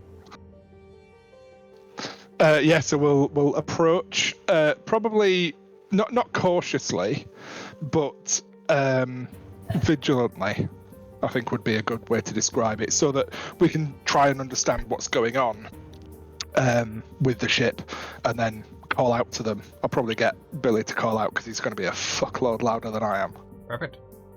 Yeah, you guys pull up kind of alongside within 5 foot, and your gravitational field planes aligned. Can I obviously Billy's doing this, but always doing his things, whatever, but he's also keeping an eye on the ship. Can I do a perception check to see if I see anything odd around it, maybe another ship or smoke, something? I don't know. You can make a perception check if you like. If we can perceive anything while we're going towards this ship. Billy, the spelljamming helm in the rear of Mikan and Vera's ship is something is going horribly wrong with that. You don't know much about spelljamming, but you know the helm. The last time you saw a helm emitting that blue, white, crackling energy, this one is blasting out this overload of energy, was whenever the crazy bat was destroyed. This ship is, you would estimate with your previous experience. Make me an Arcana check. Would I have advantage because of my background? And I will give you advantage in this check, sure, because you've my experienced history? this once before. Thank God, because I have -1. 14. You've got less than a minute before this whole fucking ship goes supernova. If you guys can get out of here, you need to get people aboard, and you need to break this off, and you need to sail your little fat ass away and go. If you want to get clear of this, you have to go Spelljammer speed away from this thing. Doesn't matter what direction, but you need to get away from this ship. Billy will be oh, Captain, we must get forward as quickly as possible. The ship is about to explode. Let's save them. Understood. I will direct the, if possible, our weaponry to shoot kind of lines for people to either climb up or whatever. So your into previous relatively idea hard of the weapons. bow, where like the weight of the bow was thrown off, a ballista with a rope attached to it is a completely viable resource because it's so powerful. The weight is almost irrelevant. Nice. So Wonderful. you tie those off to like various like banisters and things on the deck, and like you get them across, and you can even yell for them to fire their ballista back at you guys, like 4 more ropes across. Yeah. Yeah. Before it happens, Mendar would first align the ship in the direction they'd be heading, so he doesn't have to turn the ship around last minute, and he's just ready to go. You like begin. You like pull up alongside, and your gravitational planes do link effectively. So it's almost like you're like a magnet. Like you do end up on that kind of like level plane together, and like people will just begin running, like jumping and throwing themselves over. You see several cadets on the other ship are unconscious, and like Micken has someone actually. He's like dragging Vera like on the ground, and like he gets like to the edge of the ship between gravitational vessels, and like he like looks and he's like help, and he like gets ready to like throw her for someone to like to receive the unconscious body. He's gonna chuck it to 5 foot because he can't like leap with that as well. Yeah. So he throws it in the hope someone's gonna catch it. Does anyone? I'm gonna call to Billy to catch it, and I'm also gonna say, if I don't make it back, you're the captain. And I'm gonna scurry with my forearms and God knows how many legs down the line to start collecting some of the unconscious ones. Perfect. Yes, because there are several down there, and they will need people there to need help getting them up again. Yeah, because I can bonus action dash now, so I'm Speedy McSpeederson. Perfect. Yes, And presumably my hands will also help with just kind of keeping my balance and guidance on the ropes as well. I like to think like it's like Cryptic is kind of like up there on like the forecastle, grabs like a loose bit of rope that's kind of like fallen, takes a few steps back, runs, leaps, like throws himself forward, like lands on the other deck, and like immediately is there grabbing people and like trying to like pull people back, checking who's still conscious and who's not, or just on death's door. And you're able to get a couple, get them ready. Even like the rope you've just come over on Cryptic. I mean, you're pretty artful yourself. You could literally like tie people to the rope you just swung on and just like let them fucking go overboard. I'm like, they're fine. They're on the ship, kind of. That'll be it. I'm basically looking to get the numbers up. Yeah, that's what I'm doing. I'm looking to get points in our column. Yeah. So there are 14 potential crew to rescue, apart from Micken and Vera, who've already gone over. So Micken will stay as much long as he can, helping where he can, trying to get this build up. Mendar, you're just, at the minute, the ships are docked. There's nothing you can do right now. Are you going to help at all? Or are you just going to stick in case? Because Billy said a minute, but it could be less. Yeah, Mendar will stick here. He'll disconnect from the controls for a moment to cast guidance on himself. And he'll then reconnect immediately and just be ready, key in the ignition, baby driver, fucking ready. Yep. Billy. Billy's gonna swing over to the next ship, to board the ship as well with Cryptic, and instead just grabbing people. Oh, come here! And then maybe start throwing people across. I mean, it's the gravity maybe, I don't know. It just that work. So you guys are on the same gravitational plane, but the gravitational plane only affects your deck above and below. So if you throw someone, they enter like 0G, and then they hit your deck, and then they'll land like as they've been thrown, no distance. So you could just like you throw because you are docked effectively, so you can just throw people over across, no problem. So yeah, Billy was just like, but it's more getting them from like getting them to that edge of the ship to produce the throw, as opposed to like they're stuck they're on the cargo hold. We need to go down to get them. You're rushing down. Yeah, so that's what we're gonna do. Billy's gonna swing over and board the ship, like fucking superhero land. And it's like running, just scout around, look for anyone that's unconscious, and just go to them. Grab one, go to the next one, grab the next one, and go to the edge of the ship, just you've been thrown for throw to that one. There is no immediate threat, and you guys are able to save all of the crew who are unconscious. The conscious crew will make their way over on their own.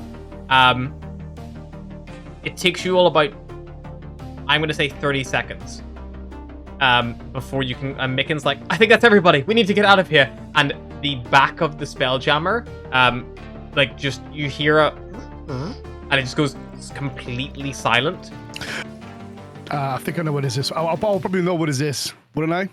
Perhaps because it happened to me before. Yeah, I mean, Billy, you've got seconds now. Not tens of seconds, not minutes. You've got seconds. Okay, I'll jump back in and say, Mendar, go now! Now! When I start pulling the sails as well, put the rope. Everyone, help me! Get a crew. Mendar, make me an Arcana check, because you are not just trying to pull away. You're trying to basically, like, override a spell jam while docked with a current vessel. Mhm. There's a threat perceived there, so this is a risky maneuver you're pulling off. No pressure. Not 20, baby. Nat 20. Nice. You like the controls are there, and it's like it's literally like, you know, if you're like, you the pop up, like, you know, like the Windows control, like, are you sure you wish to like allow this thing? It's like, yes. It's like, but are you really sure? Like, like a load of pop-ups, like, this is a really bad idea. Like, you should do, like, you're like overriding, like, if it, like, you're getting a little warning something up, you're like, and then you just like slam it forward, and like you enter a spell jam, and your whole ship is rocked as you are propelled. You're like, for a spell jam, you have to be on a plane, like going in a straight line. You enter it as just like explodes behind you. The whole ship is rocked, and where this nice clear column of like journey that you're going on, that hyperspace, suddenly you enter like a forward roll, and the whole vessel begins shaking. You hear people like yelling, like people like grabbing on the lifelines, like the sails are being flung off the deck, and that's whenever the illusion around you ends in a silvery wave of blue light as you stand in the training simulation where the actual exercise began.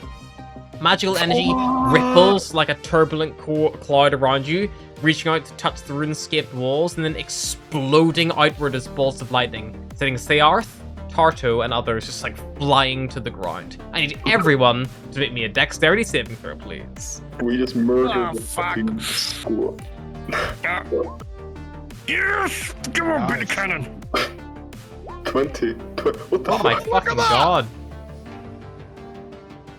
Alrighty. You all, yeah. You all take 400. no, not that much. 10 points of bludgeoning damage, or lightning damage, sorry, as you're as this explosion happens.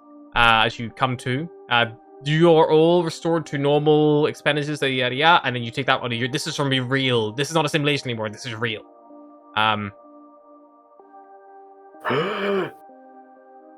Searth and Tarto have been thrown back into the wall and are horribly, badly injured. Both conscious, just about you see they're still breathing, and like they're like, hey. Good, Tarto. Oh fuck! I think I broke a rib. And like pull themselves up. Yeah, I'll go help them up. Yeah, Yeah. I'm going to run over to the bosun and cast Cure Wounds using my magic initiate. Oh yeah, fuck! I forgot I had fucking cure wounds as well. And that would move over to 1%. That's I'm going to cast cure wounds as well. Tarto like takes it, as does Seraph. They both take it, and then as they kind of stand, they go like, "Fuck! I was coming over. Something went wrong in the other simulation. A lot of them are hurt bad. We need if you've got any spells left, get over them now. Get over them now." Of course, and he. And she, like, she's barely like standing herself, but like there's like she's a lot worse than Searth is. Searth isn't as bad as her. I use both my spells. Pointing. So Billy's Already- suspended both. Yeah, Mendar is ready to cast Healing Word at its longest range as soon as he sees the person in question. You guys, I assume, all run across the main hall towards the opposite simulation chamber, or do any of you stay with your We're going. son? You head over to the other simulation, and you see where Micken's group of cadets are being tested. You see that Micken, or maybe a bit, maybe it was he climbed up or something like that. Vera and another one of his crew are both critically wounded. They are not just unconscious on the ground. They are unconscious on the ground with actual pieces of like shrapnel embedded in them, and they are very clearly bleeding out. Right. Yep, Mendar runs to first person Cure Wounds. It's like, Okay. This is not your day to die, my friend. Rise!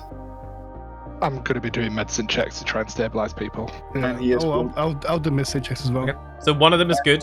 We'll say, do you want to be Vera or the other one?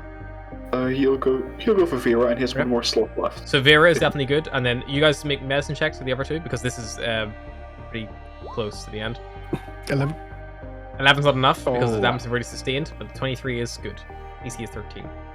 You're able to apply pressure in the right places and are able to stabilize them until someone can actually administer proper bandage first aid, or Mendor can use the final charge and just guarantee it. So yeah, so Mendor, you're able to actually bolster these wounds up properly with the magic, and they begin like they rise like for a moment, like and then like just kind of like limp. They're alive, but like they're, you know, you're only cadets is all. You're not hardened adventurers out here on the prowl. Wounds like that are going to take time to heal, even magical healing. And even the psychological stress is enough to knock someone back a few days. Alright. Almost. After a minute or so, eventually Tarto kind of limps in to the room with you all, kind of followed by Searth. And you notice like Tarto's not got a cigar in her mouth for like the first time you've ever seen her, but Searth has a cigar in their mouth. And like you see Tarto's like prop himself up in the walls, like, fuck me. Alright. That's not normal. Good work. She like pats probably Billy on the shoulder, like the closest one to maybe because like he like healed both of them too, and goes like, right. I look at him like, it would have happened to have a. I kind of put my hand in my pocket. I'd bring my cigar out. It's like fucking smashed, and I was like, you would have happened to have one of these, would you? She like pulls into her like coat and pulls out a nice like metal tin, pops it open. You notice like just like a load of like we're about maybe like 10 cigars we held at once. She's got like one left. She like looks at you, narrows her eyes, takes it, like hands it over. Oh, I could. Oh, it's a good one. Fucking right here, so don't smoke shit. Okay. Oh, okay. That hurt like a bitch. Be careful there. Be careful there. Okay. Right. You're all dismissed. Myself, Searth, and Blip. Get your fucking ass in here. We need to work out what the fuck happened. Oh, God. And she'll begin, and her, Searth, and Blip begin just searching around the room. If you guys wish to help, you can obviously stay and do so if you wish. Mendor would help. Well, yeah, I'll help. Definitely. Okay. You can make either perception or investigation checks. Perception. I'll use guidance. God damn it! +7 as well. I also will. God damn it! I love it. That's 11. 14 for me. Mendor and Billy, you don't find much looking around both rooms. Cryptic, you are able to find something very strange. It is a odd-shaped metallic plate, and it's been crudely jammed into the wall of the chamber which you guys are in. And it has this like jagged sigil like carved into it. And you kind of report it to the training officers. And it is around the same time as that, as Mr. Blip also produces almost an identical looking object, which he's found in the other room, to them. And they both, Searth and Tarto, begin examining the plates. And you kind of hear like muttering back and forth, and they just say like, fuck me. Well, this is going above theft then. I think you found what caused this technical issue. These well, sabotage, I believe. And Tarto kind of like scowls, like takes the cigar back off Searth and like takes a good heavy draw off it. Points to it and goes like, that look familiar to you? And Searth's kind of like, looked at it like slowly. Oh, Kath. Could have suspected. It appears that McCain's grudge against Mert has become a vendetta. We need to inform the old wolf. Yeah, you telling me. Next time he can fucking run the simulations.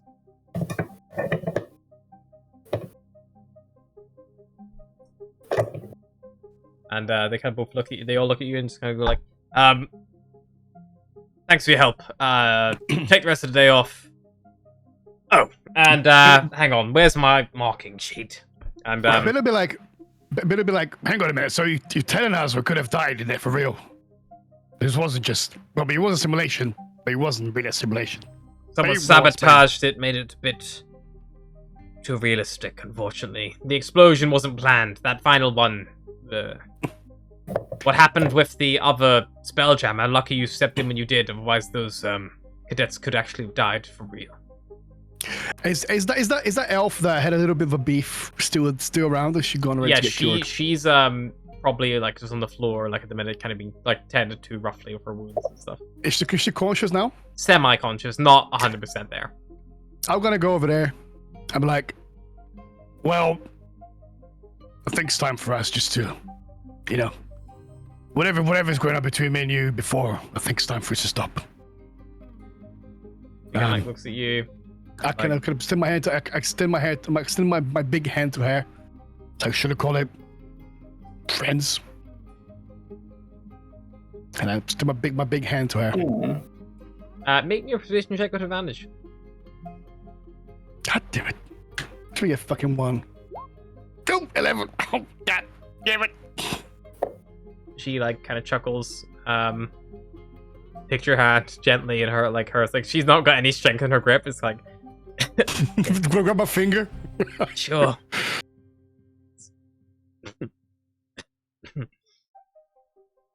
And yeah. Well, thanks, I guess. Tarto checks over Sayarf's marking sheet briefly, laughs, and goes over to a crate, kind of like in the main hall, unlocks it with one of her keys. She pulls out 3 pouches, gives one to each of you in turn.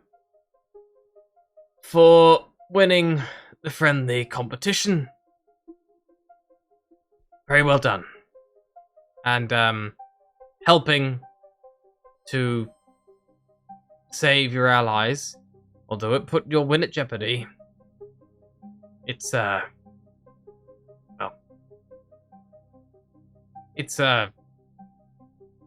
right thing to do. You'll have a chance to repeat the exercise properly. On the morrow, probably. Once we can make sure this is all safe and good to go again, so you can experience it as it's intended. But you, once more, showed you can think on your feet. Get some rest. Cool. Thank you. Treat yourself to a drink in the old Familiar? yeah. The new familiar. No, the Weeping Goddess. Tavern on the cadet quarters. That's where I'm gonna be tonight. I'm clocking out early. And she kind of like limps back over the CR and they begin muttering under their breath. Our camera kind of like fades away from like the rock of Milburn, and that's kind of where we'll stop for the day. Hey. The pouches all contain 100 gold each, and you all level up to level 3. Yeah! Oh yeah! Speed run to level 5, baby! This is where the fun begins. I like how you're the same level as in fucking Waterdeep at the moment. I'm gonna roll my thing in here now. Just shows the. Yeah! You finally did it. You finally did it, Wait, people. I thought you said you weren't gonna. Huh? What? You said after last time that you were like, oh, I'll just do average. I never said that. I said I was gonna roll it. Oh, fair enough. He did say he was gonna roll that time, but I think last level. I think because of the second level, he like said he was gonna like take average because he was worried about getting level 1. No one was. I always roll for campaigns. Anyway. Did you roll last time? I did, but I accidentally Oh, got you got 6, the same. so Yeah, you got the I same. Got 6, yeah, I got the correct. same. Yeah, I got the same. I got the same. Okay, but now I'm gonna get my beast. Mm-hmm. That was a very fun session. Thank you. You're very welcome. Down, The down. next one, I think all these sessions take like a 2 to 4 hour kind of period, so there should be a good Yeah. There should be good, like 2 more sessions ideally out of the Spelljammer Academy itself before we look at anything ever bigger. Cool. But the Academy itself, again, it feels very from a DM point of view, it feels very railroady, like and really fixed. But I think that's kind of the point. Yeah, but I like it. I think it's like a crash course. It is literally a crash course. Like, here's a shit ton of new mechanics for everyone.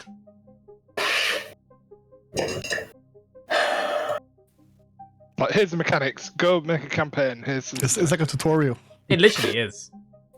It's like So did you just make this a mission up, or you follow through the book? No, this is the old book, baby. Oh, the book. I don't have time for Buddha telling me fucking at like 3 p.m. you can't do a session tonight. Like I fucking plan a whole thing. This is all raw book. I'm not changing anything. I'm just running off the book itself. I threw my old sprinkle in the moment in like to make it a bit less read from the stat block. yeah.